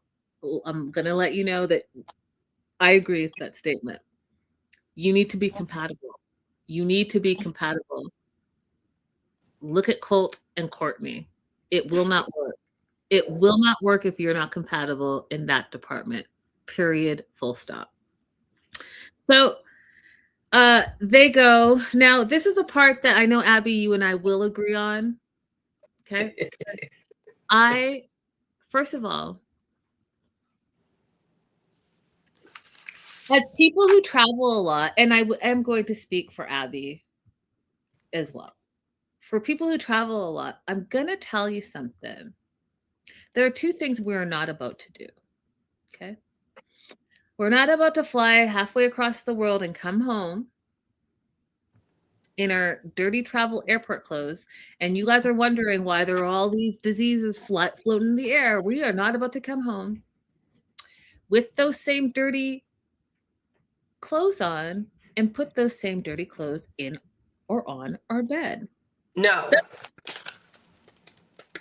I circled it. I was like, Linda's going to hate this. It's the first thing we're not going to do. The second thing that I personally am not going to do is I'm not about to have traveled from Ibiza to America and not shower. The third thing I'm not going to do is I'm not going to touch up my makeup and not shower and be filthy and have sex for the first time with this dude. What is wrong with y'all? I was like, oh, this is disgusting to me, but maybe he likes it tart. Y'all are nasty and I can't handle it. I absolutely not. So with that being said, they got jiggy with it, and that's all I'm going to say about it because I was shocked and appalled. You're touching up your makeup and you're not showering? Okay.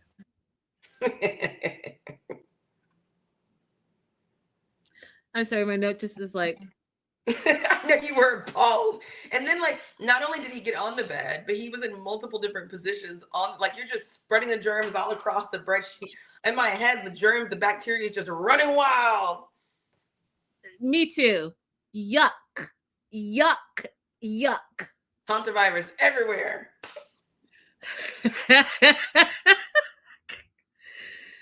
All right, so that happens. So next day, they're meeting Tony's parents for the first time. She's super excited about it. She brought flowers and cupcakes. Now, what I had forgotten was that she's a baker. So I thought she was faking the funk because I forgot she's a baker. So I guess she did bake those cupcakes, but I forgot. So I was talking a little bit of shit in my mind because I was like, is she? Okay. So she goes to the house. Tony says, my parents are going to want to have some conversations. And, one of them is going to be religion because religion is important to his mom. Vanya explains that she is a religious war survivor from the old Yugoslavia. Because of that and the trauma she has from that, and how the countries, that country got broken up into separate countries because of this war. She just doesn't want any part of it. Then Rainey and Varky arrive. That's Tony's parents. And their interaction at the door told me a lot about their relationship. There was like a formal greeting, like you were greeting your guests. There was no hugging, no kissing, no type of, I don't know what y'all do, but like we embrace up in our family, and it's just interesting to me to see how that is for him, because it also explains a little bit about his personality to me. Right. It was so sterile. So sterile. And then the parents explain how they met. They had an arranged marriage. They met 3 or 4 times before they actually got married, but they've been married. And I love this because this is so man. He's like, what? We've been married, 40, 50 years? Like, we've been married 45 years on October 15th. That's so 40, 50 years. All right. Give or take 5 years. And they want the same long, happy marriage for their son, happy life and a peaceful life. Okay, so I'm going to skip the part where I was talking shit about Vanya passing off the cupcakes because, again, I forgot that she's a baker. And so Tony says, this is Vanya. She's a vegan baker. She's in medical sales and she's a dancer. And the mom is like, what she's looking for to camera for her son is someone who's religious, hardworking, and loving. The dad turns to Vanya and says, what kind of dancing do you do? And looking at her side eyes. And she explains she does all types of dancing. And then we find out the mom is a dancer and they bond over dancing. And the mom's like, hey, we could actually, we could go dancing together. And I looked at the dad like, that part. What you're not do is judge her or think she's doing some scandalous business when your wife likes to do the same type of dancing that she does. Hello. We hear again for like the third time that his parents are active in their church, and they ask Vanya, is she, active in any type of religion? And she says no. She was not raised in a religious household. And then this is where the mom's like, do you want to come and see what we do? And then Vanya's like, no, I prefer to stay away. And then the mom's like, oh. And she's just like, Vanya's like, church is not something I would enjoy. And that's never going to change. Like, that's just not anything that I want to do. And the dad says, we have a strong relationship with God. And we think like, hey, association with something. And she's like, no. I explains again, Yugoslavia, the Bosnian, and broken up, and the religious war. She explains that whole thing again. And so they kind of change the topic. They talk about like English as a second language. And she explains that she spoke Croatian, and she had to learn English, and she came over and she had to teach her siblings and all of that. And at the end of the day, they think she's nice and professional, a sweet lady, a hardworking lady, but maybe not right for their son. Now, here is the part that I had concerns. And my concerns are this. And I said it in the top, and I say it in the Linda's 5 things. First of all, if religion is that important to you, then you need to date someone who is religious, if that is a key factor. The problem I was having here was, why are we only asking Vanya? What's Tony's religious intake? Because we know that the parents are religious, but what about Tony? Is Tony just as religious? Because he was neutral. We didn't hear a peep. Does he go to church every Sunday? Is he a practicing Catholic? Or is it only on the woman to be the religious one and he can just do whatever he wants? I needed to know, because that was going to shape everything that I was thinking. Because from the looks of it, I don't think he's overly religious. I don't think he is a devout Christian like his parents. I just don't see it. And if he is, he should have said that this is important to me. He didn't say it was important to him. He said it was important to his parents, which would make no sense to me. So you want your partner to be deeply religious for your parents and not for yourself? Because like I said, with the 5 things that you guys need to talk about before you get in a serious relationship, you should have had the discussion about religion with Tony. And if that's not important to him and it's not important to you, then you guys can move forward. And this is a non-starter. This is a conversation that no one has to delve into. Right. Olivia, we were talking about you earlier. Hey girl, hey. So that's where that's what I think. I think that you're grilling Vanya, but we don't even know where Tony stands. So if it's a non-starter, then it's a non-starter. But then Tony says, oh, I think my parents approve, because more than religion, they just want someone that loves me, and it looks like you love me. So I think that they're going to approve. And I was like, I don't think that that's how it works. Correct. Right. Yeah, we're seeing a huge disconnect between Tony and his parents. It looks like they don't really have a very good relationship, because he didn't pick up on their body language that they were not so enamored with Vanya. And I also think that if he had a better relationship with them, he would have told them before they came in, she's not religious. Don't ask her about that. Just don't even go down that road. That's what I'm saying. That's what I'm saying. Like, this would have been a non-starter. Yeah. First of all, if Tony and Vanya had the conversation, and if it's not important to Tony, then why are we all addressing this? Like, I don't understand it. But here we are. So I thought this was shady, and I would be upset. So Tony, the parents leave, and Tony presents Vanya with a box. Now, Tony, you know your woman. You know that any little small box, she's already there. I mean, you were in a relationship that you said you didn't want to be in, and all of a sudden now you're in a relationship. So you know that she wants to be married. She wants to be a wife. Period. Full stop. I'm in the bushes. So presenting her with this small box that's a ring box, Abby, and she thinks that she is being proposed to. And when she flips it open, it's a key to his house. Not what she was thinking. I know. Like, come on, guys. You got to do better than that. I'll be right back. I'm grabbing my charger. So he wants her to move in, and she thought it was a ring. And she literally says, I'm not looking for a roommate. I want a husband. But she's still going to move in. Right. I didn't, like, what?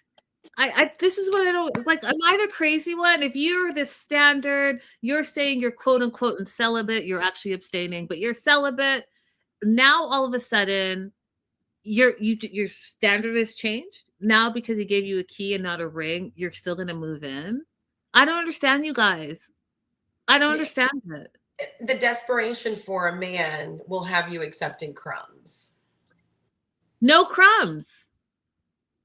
Listen, if he wanted to, he would. Period. Men are so simple. If he wanted to, he would. That's it. Mm-hmm. That's it. Now, the other part that I noticed, Abby, she keeps telling him, I love you, I love you, I love you. She keeps kissing on him, and he never says it back. Yeah. He's not affectionate. With his words or his actions. But then that's why I said, when his parents came, I was like, oh, this explains a lot, because they're not affectionate towards him either. It's just a bunch of like, I find it wild. Because my note says, she keeps saying, I love you. He says nothing. She keeps kissing him. She, and he's just the recipient of it all. And I heard this before, and I know Abby has said it on the show as well. But, sometimes you're the sparkle in the relationship, and you can walk away with your sparkle and it will still be there. You think it's because you're in a relationship, but really it's just you and your sparkle. Mm-hmm. So the words that Vanya uses is that he changed his mind. Instead of moving into his house, he wants to buy a house together. And she feels like, oh, that's a big step to take, tying your finances, which it is, if there's no engagement. But she still goes. Like, what? Y'all are wild. What's the saying? And I know I'm going to get it right. I'm going to get this saying right. If you stand for nothing, you fall for everything. Yeah. So if she keeps saying, I want this, I want this, I want this, but then does something opposite, that's what she's going to get. I feel sorry for Vanya. I feel sorry for every woman who wants really badly just to be in a reciprocal relationship, because they put you through the ringer trying to get it.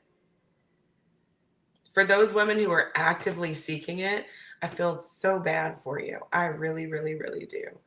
Because the things that they put you through just because they know that you want it, ridiculous. Olivia says, I wish Vanya would move on. Time is money and Tony isn't it. Facts. He isn't it. They don't even look to. Oh, this is so vain, but they don't even look good together. No, it just, and you guys, him and his t-shirts, those t-shirts drive me crazy. You just, well, you think he's sloppy in general, so. He's so sloppy. And I'm accepting physician's assistant and only that. I don't believe anything else. Okay. And you know what? There's a whole controversy with that doctor who's can't find her credentials or doesn't want to show her credentials, whatever it is. Yes. And so everyone can say that they're a doctor and she, you know, what she's saying is not true, by the way. I just want you guys to know that. Those words that came out of her mouth those are untruth. But however, my thought is this, okay?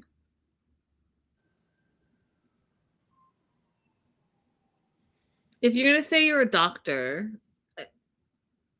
and people are going to accept it, know that you could be dragged anytime, but don't just drag her. You guys know that Dr. Phil is not a doctor either, right? And you guys took advice from him for years. And I don't know any of you that dragged Dr. Phil. So if people are just saying, if people are just throwing out that they're doctors and you're going to accept it, and they, you know, her medium is social media and Dr. Phil was on TV, I'm just like, let's not be hypocrites. If we're going to be dragging people for being falsers, then drag equally.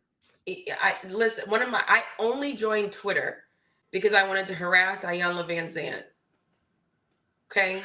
She's not a trained therapist of any kind. She just be having people on TV doing all kind of dumb stuff. Okay. She's coming back out with a new show, so I'm gonna have to re-up my X account. Oh Lord. Not fighting with Ivana. I like her. Oh Lord.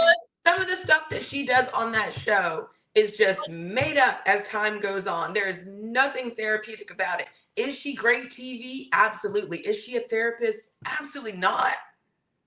But does she claim to be a therapist? I think that she claims to be like a life coach now. Before she was saying the word that she was offering therapy. I think now she says life coach. That's off track, but I just don't believe he's a doctor, Tony. That's why. And so between the sloppiness, you know what it is? You know, it's a slippery slope between Tony and Colt. That's how I feel. It's a slippery slope. It's slippery. They're both king babies. That part is and the sloppiness of it all. Like, you say you're a doctor, just this one just has a fancy car that, by the way, sometimes it's fancy and sometimes it's not, and maybe he has multiple cars, but like, I just don't believe it, you guys. Yeah.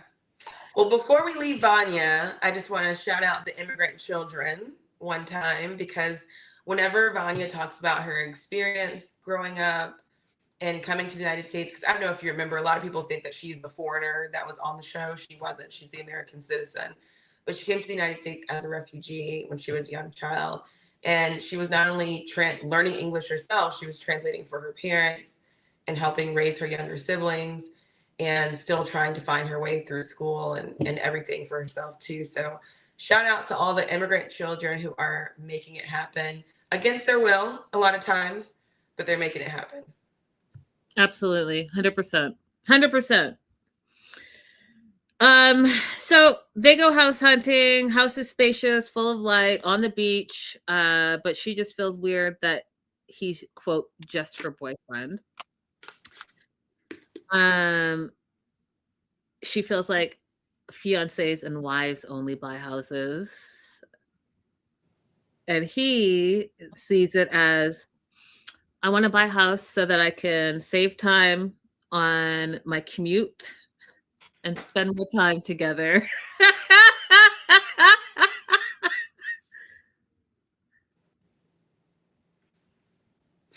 One time, I set my dating location nearby where my job was.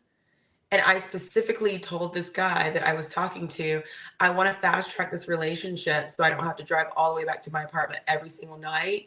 And I can have like 2 or 3 nights that I don't have to like go all the way back to Alexandria from Herndon. And he was like, that's not romantic at all. That is diabolical. That's Tony right now.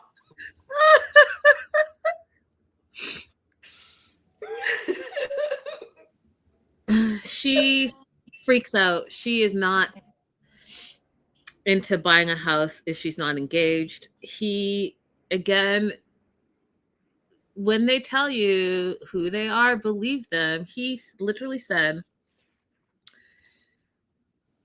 it has to happen on my time. I'm not comfortable. I have to be comfortable. I'm not ready. I need more time.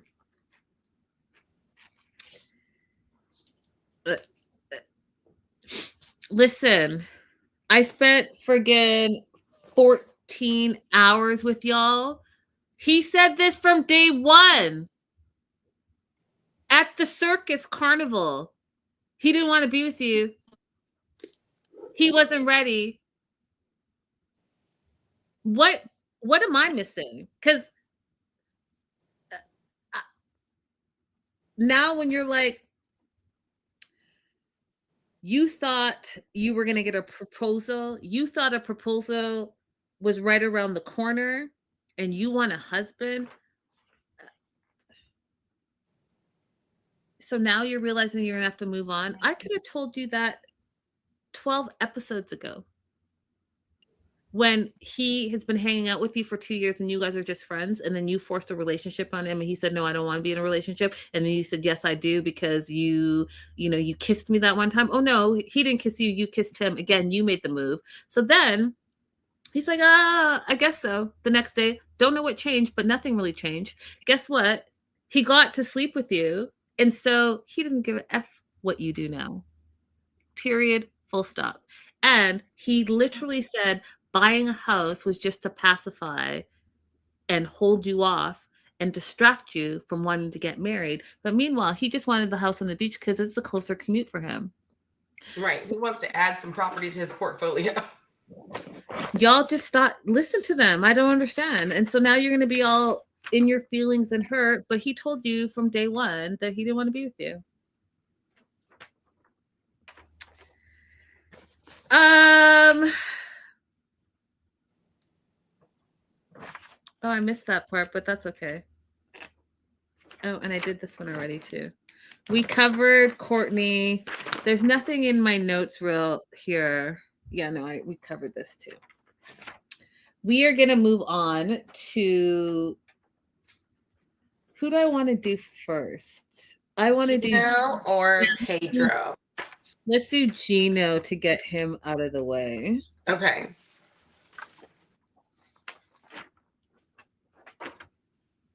Oh, I just have one. I must really not be feeling Gino at all. I mean, it was only his visit to the divorce attorney and the crystal shop and his date with, it wasn't very much happening. All right, so didn't work out with Natalie, but he is not giving up on love. Now, they tricked me too, because I thought he was going to, he shows up at this tarot spot saying he had an important thing to do. And I thought of you, Abby, because I thought this whole situation was different.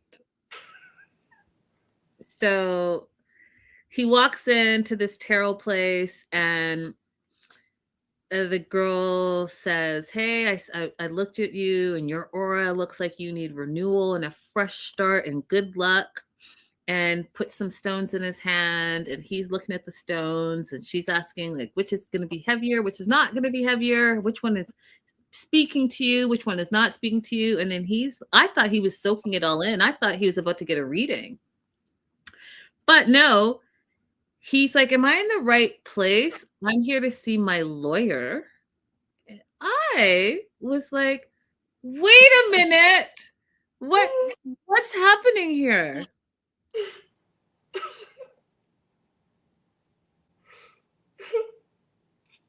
You'll be surprised how many lawyers are on that stuff. I'm going to say some things right now.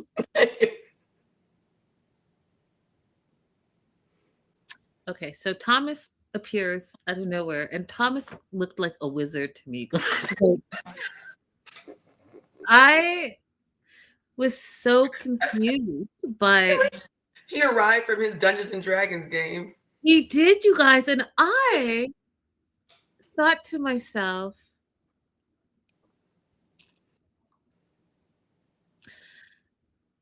I'm sorry. I just have to say it. I'm trying not to. No, I won't say.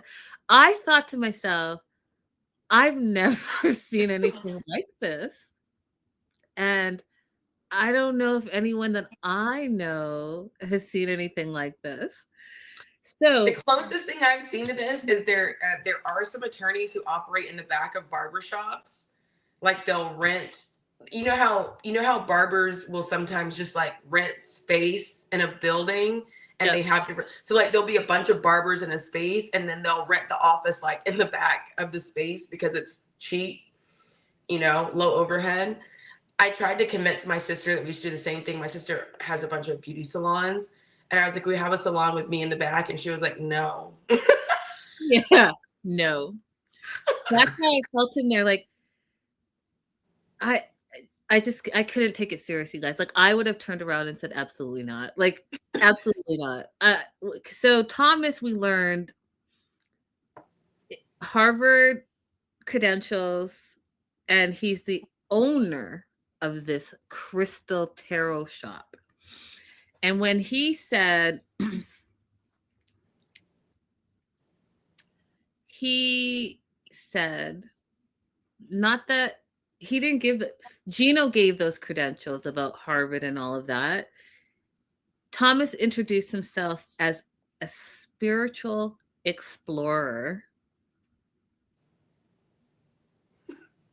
So some days he does hypnosis, he does Reiki, he does yoga, he does meditation. He has done it all. He said that's his job as a spiritual explorer. And oh, by the way, he's also an attorney. And sometimes he takes a sugar cube and drops some liquid on it and puts it under his tongue.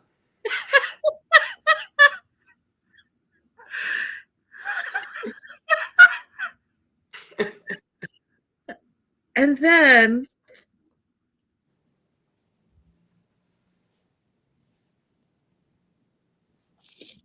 I'm sorry, you guys.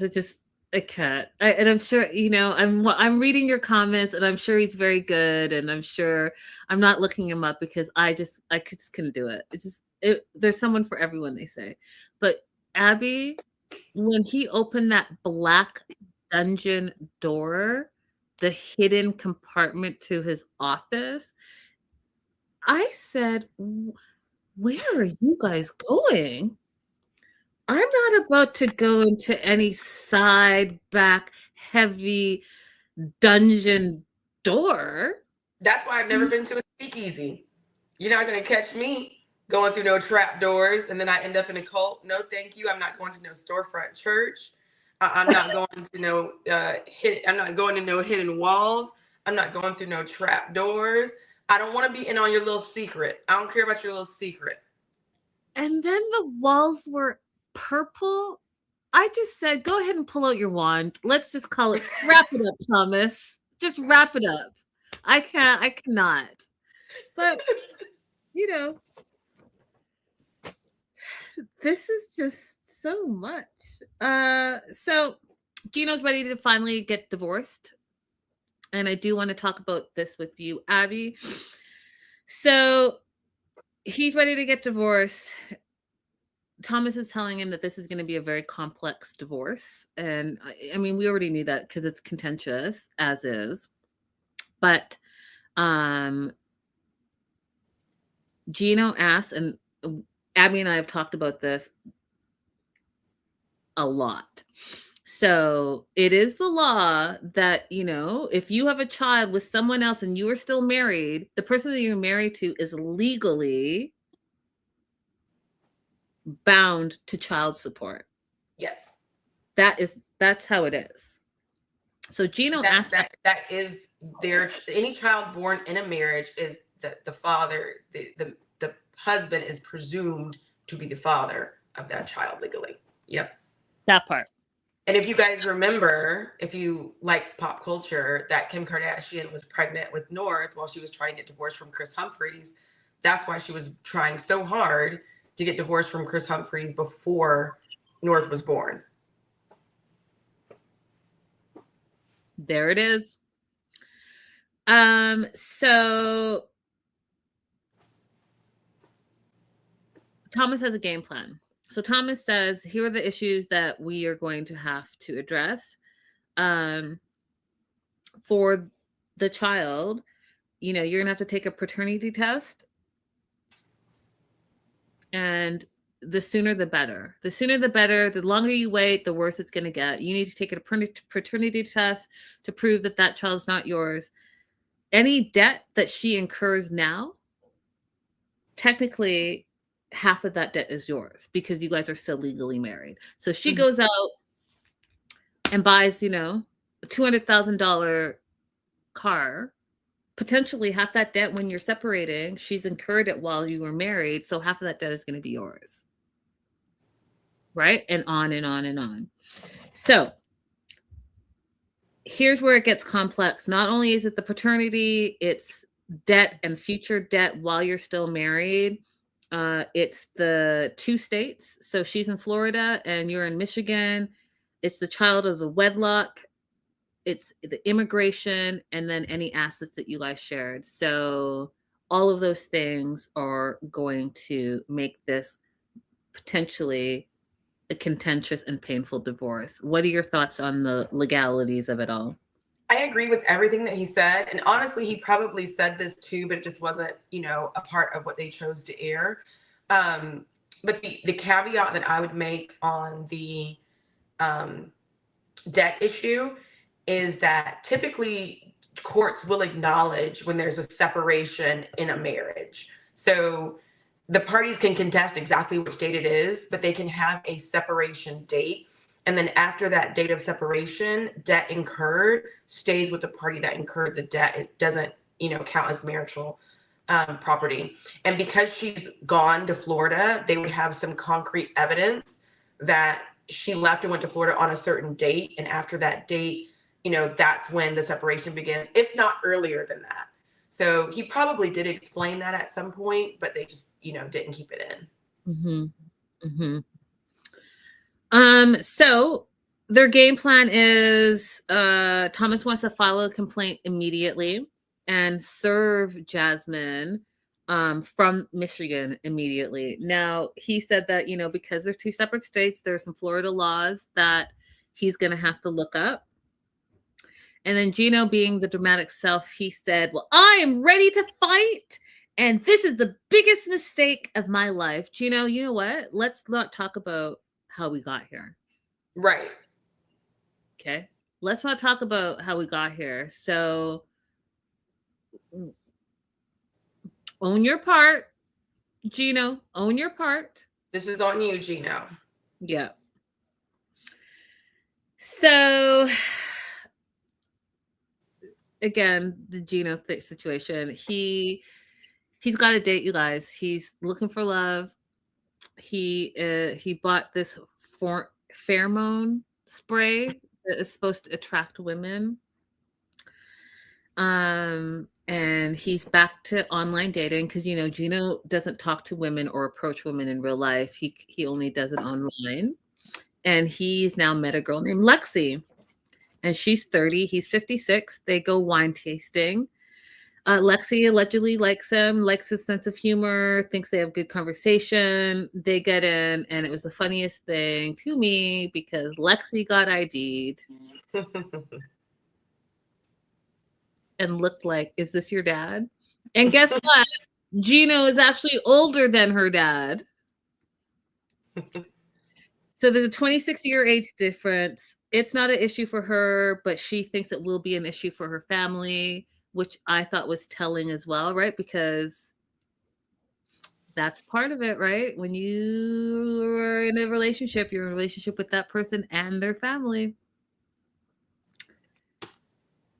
So she's not sure what her dad is going to think about it. We also find out that she's a single mom of 4. And here is where... Wait, she's a single mom of 4 kids or a 4-year-old? A 4-year-old. My bad. Okay, I was like, oh, I think I heard that wrong. Okay. No, I said it wrong. You're right. She Okay. is a single mom of a 4-year-old daughter. And Gino already wants to meet the daughter. Absolutely not.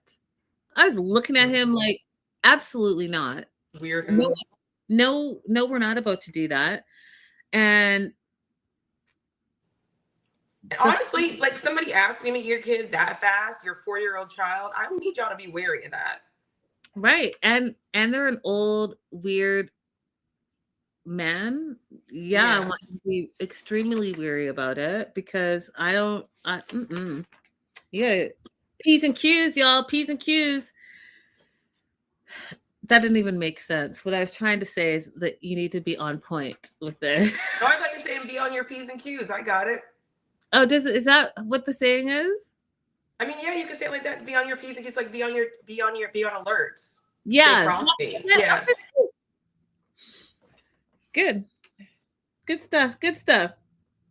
Lexi asked Gino if he was an animal, what type of animal would he be? Abby, what type of animal would Gino be? Sloth.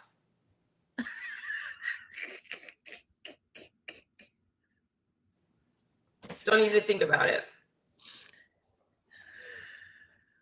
Chat, if you had to say Gino is some type of animal, what type of animal would you say he is? Lexi said a platypus. I died of laughter because that's also accurate. When Gino said that he sees himself as a cheetah, I fell all the way. You see yourself as a cheetah? Even Lexi, who just met you, was laughing and thought you were delusional.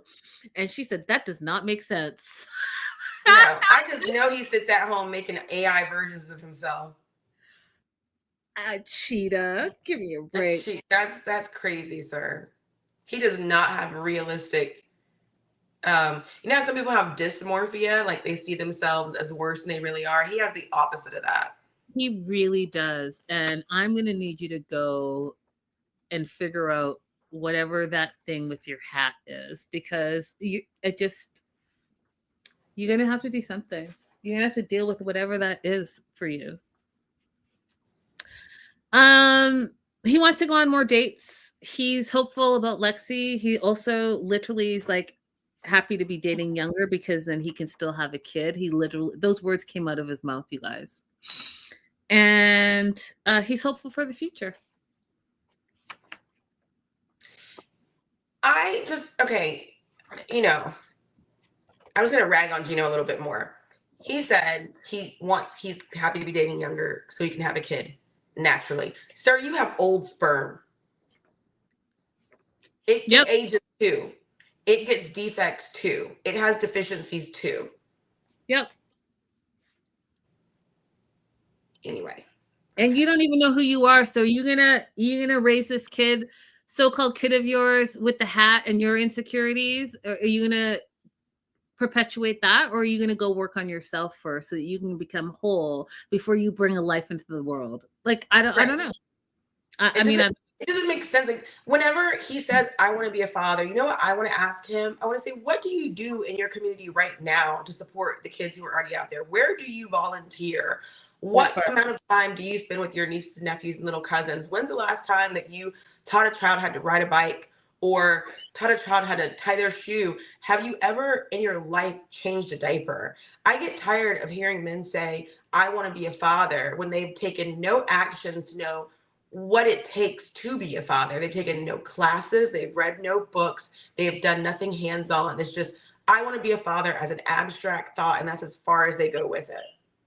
100% agree with you. 1000%.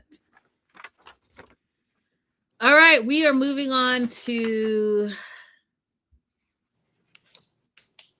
Sophie, Pedro, Liz, Via, and Julia, all of them. Where do I want to go with this first? Okay, let's go here. It's the last day in the DR for the girls, and they're going to go to a pool party at the resort. Pedro has been ignoring.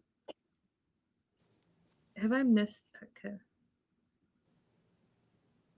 So the first thing I have is Pedro showing her how to open a coconut. Yeah, I missed You have that? Yeah, hold on. Yeah, here we go. So Sophie's in her room. She it's the next day after the date with Brian. Brian texts her, nice to meet you, bye. Because, you know, he was trying to hook up and they didn't hook up. So he's keeping it pushing. And she feels like she needs more than just a good body. And now this is where I just feel like she's a little bit toxic because she is wishy-washy with what she wants. And because she's wishy-washy with what she wants, everyone's confused and everyone's upset. Because now she says she misses Pedro and she has a connection with Pedro, but also she's not ready to be in a relationship, but she still wants to be with Pedro. And so she asked Pedro to meet him at the beach, and he is going to meet her at the beach. And he also says, you know what, though? I know that her date was awful, and that's why she is texting me. Like, he literally just said that. So she gets to the beach. He's there. He has a machete and coconuts, and he's going to teach her how to crack open a coconut. He's like, it's time for you to learn how to crack open a coconut. I love that. I thought that was like, I love that. I love things like that. And it took her a minute, but he was helping her, showing her how to do it, and she was able to crack it open. So fresh coconut juice on the beaches of the Dominican Republic. How amazing is that? But we're going to have a conversation. We're not going to enjoy the beach on one of our last day and just relax and kick it and everyone have a good time. No, we're going to sit down and have a conversation because everything has to be a conversation. So Pedro, proud of him for using his words, though, starts off okay. He says, you know, I want to spend more time with you. I want to be with you. And he's been saying that from the beginning. So I'm not sure where the confusion is. I'm not sure why we have to continue to have the same conversations over and over again. But yes, here we are. He asks her, how was your date? Did you kiss him? Instead of just answering directly, and I need you guys to just answer directly, own up to the things that you do. And if you own up and are direct with it, then I don't see what the problem is. But no, she's like, why? Why? Why do you want to know? And that was exactly the wrong thing to say, because he answers for her and says, oh, you kissed him. And then he crashes out, you guys. He crashes all the way out. He's like, you came to my country, you went on one date with some random dude and you kissed that random dude on the first date. Meanwhile, I've been courting you for 5 months. I've taken you on multiple trips. I've bought you a $2,000 necklace. I've made my intention specific, saying I want to be with you. I want to be exclusive with you. I want to date you. I introduced you to my family, and I just got a kiss on this trip. He goes on to say, I wanted to love you. I wanted to protect you. I wanted to help you. I wanted to be there for you. And you are not seeing any value that I bring to the table. So he's pissed. And she says, well, I just want to be single. I need time to heal. Well, he said, so you need time to heal and you want to do what you want? I'm not going to wait. Bye. Mm-hmm.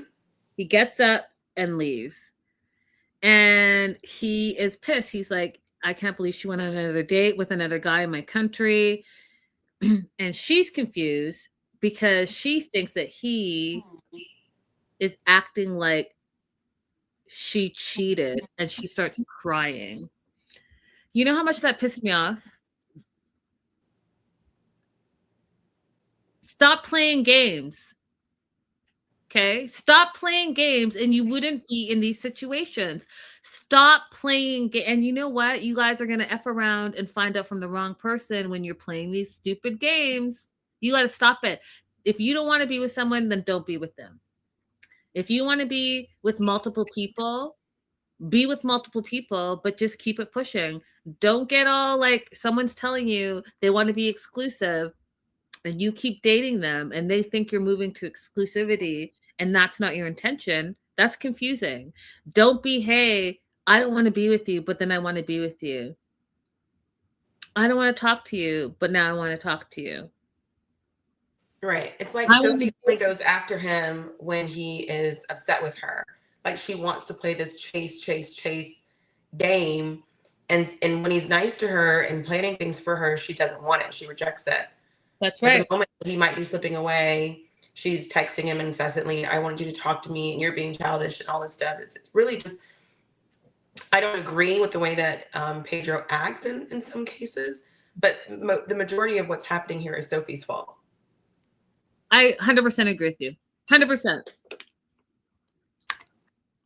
So, oh man, we are 2 hours. Okay. Last day in the DR, they're going to a pool party and it's all the girls. They invited Pedro. Pedro's been ignoring Sophie's texts. She is stressed out about it because she doesn't know what's going on.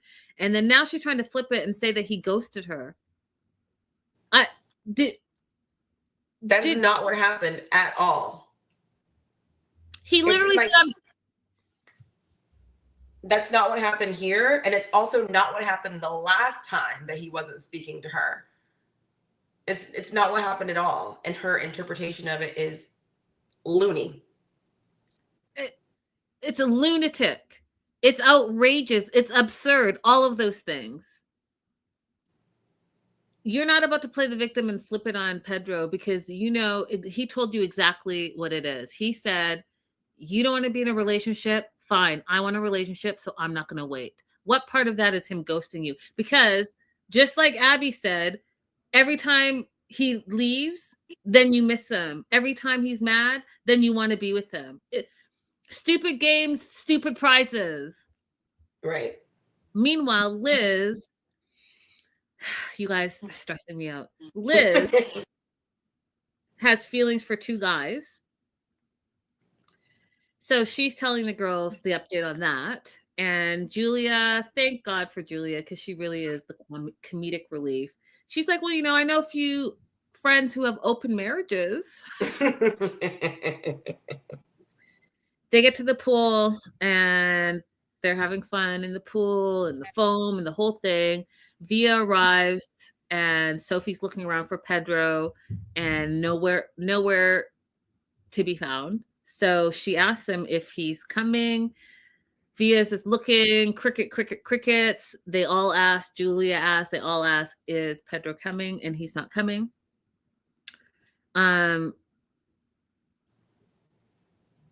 He's done. He's like, he's done. And she's mad that he's done with her. So she's like complaining that he's not coming and not communicating. And if he's done, he should say he's done. And she thinks that he's being spiteful and immature. Again, he told you he was done. He even said, goodbye, Abby. So we're not going to make him the villain in this moment. Pedro can be the villain, don't get me wrong. But in this moment, he's been communicating and expressing to you exactly what he wants, what he's looking for, and what he doesn't want. And so he said he's done. Plain and simple. Yeah. So leave him alone. But she's annoyed because she likes Pedro. And so Julia's like, well, go see, you know, if he called you from his phone. So she goes, he hasn't called. Julia's like, let me see your phone. She calls from Sophie's phone. He doesn't answer, and he's pissed. He's done. And you know how pissed he is, Abby? How pissed is he? I'm done. I am done. He's so done that he changed his flight. He was supposed to be leaving the day after, but he is leaving like early in this moment. Packing, you guys, not even packing, just throwing his shit in the bag, zipping it up and bouncing. He didn't say goodbye to anybody, not even his friend Via. Probably said, Via, I'm leaving. Didn't go to the pool, nothing. He literally bounced. And he's like, Sophie keeps messaging me. Are you coming to the pool party? Are you okay? Do you hate me? He literally says, leave me alone. You used me like a paper towel. You wiped your butt and threw me away. His heart is broken. His heart is shattered. But he said, I survived my divorce, so she can go and enjoy her life. Mm-hmm. Good. If that's the end. Sophie, leave him alone. Y'all both move on. He can move on to somebody who has intentions to move towards exclusivity and seriousness. And you can continue playing with whomever you want to play with. That part. And the only part that I didn't agree for Pedro in this moment only was when he said that his mom and sister are right, that she's nothing good. I said, those are not reliable sources. We are not going to frickin' frack. Yeah, they're not reliable sources. They have never said anybody is good. That because they're not good. I don't even think they would recognize it if they could. Yeah, I don't. I mean, you don't force me to call you out, Lydia. Okay, because you know. So what we're not about to do is talk crazy about other women when we know, you know. Mm-hmm. But Pedro's not going to give up on love. He is giving up on someone who doesn't appreciate him. And so he bounced. One of the things I will say that I didn't like, Abby, is I didn't like how he treated his driver because he was in a bad mood. He was very like snippy with the driver. Put it in the back. No, you still are going to use your manners. You're still going to treat people how you want to be treated. Just because you're in a shitty mood, you're not going to take it out on the people that are just doing their jobs. Okay? Can we stop doing that? Correct. Exactly. So now Sophie's sad. Pedro's not responding. She doesn't know that he has left the resort. He has left the building.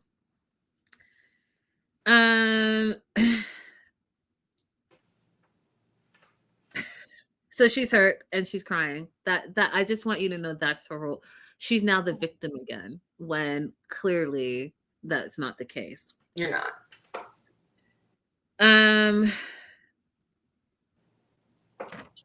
I'm good. That's all I have for Sophie and Pedro. Did I miss anything?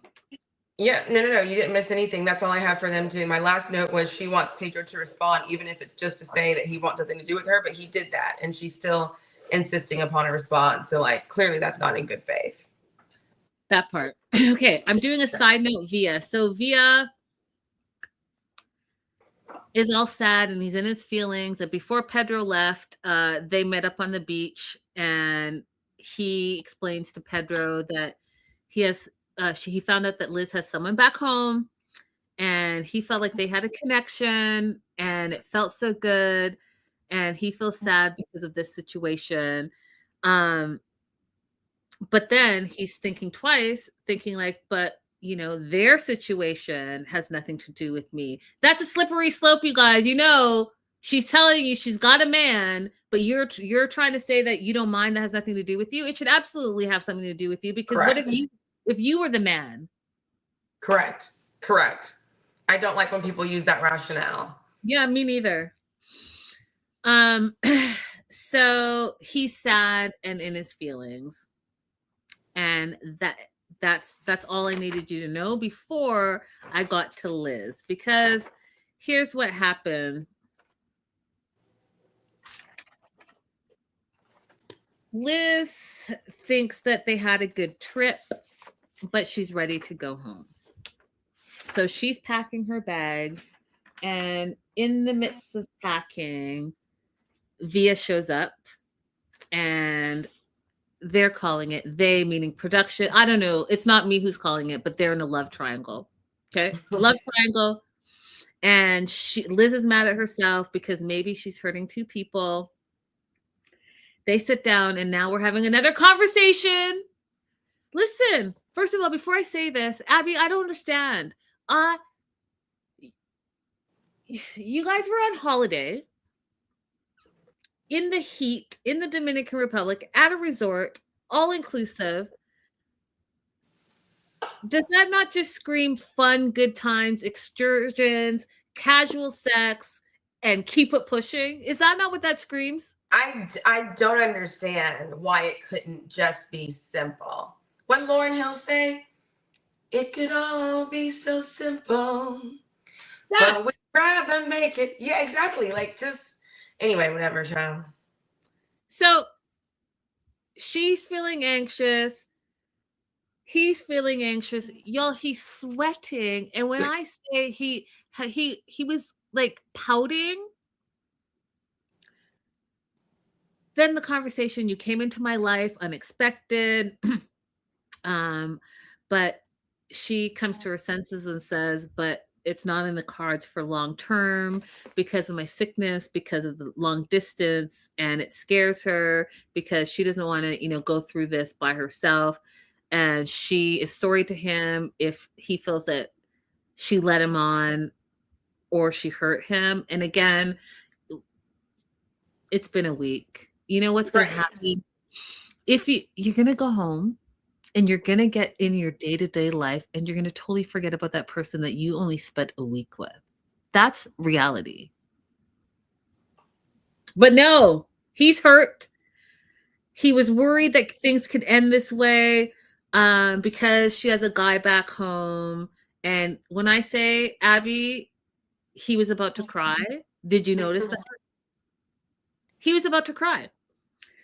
They're both emotional now. And guess what? They're both crying. My note just says, wow, am I cold? Because I'm looking at them crazy. We're not cold. They're just doing the most. And then he thought that they were going to kiss. So they stand up to say goodbye. And he went in for a kiss, but she went in for a hug. And that was super awkward. And she's worried that she just pushed away her forever. What if she made the wrong decision? And then he says that, okay, wait. I'm missing one part because the part that I want to talk about is when he said that he fell in love with her. And I said, fell in love with who? Who did you fall in love with?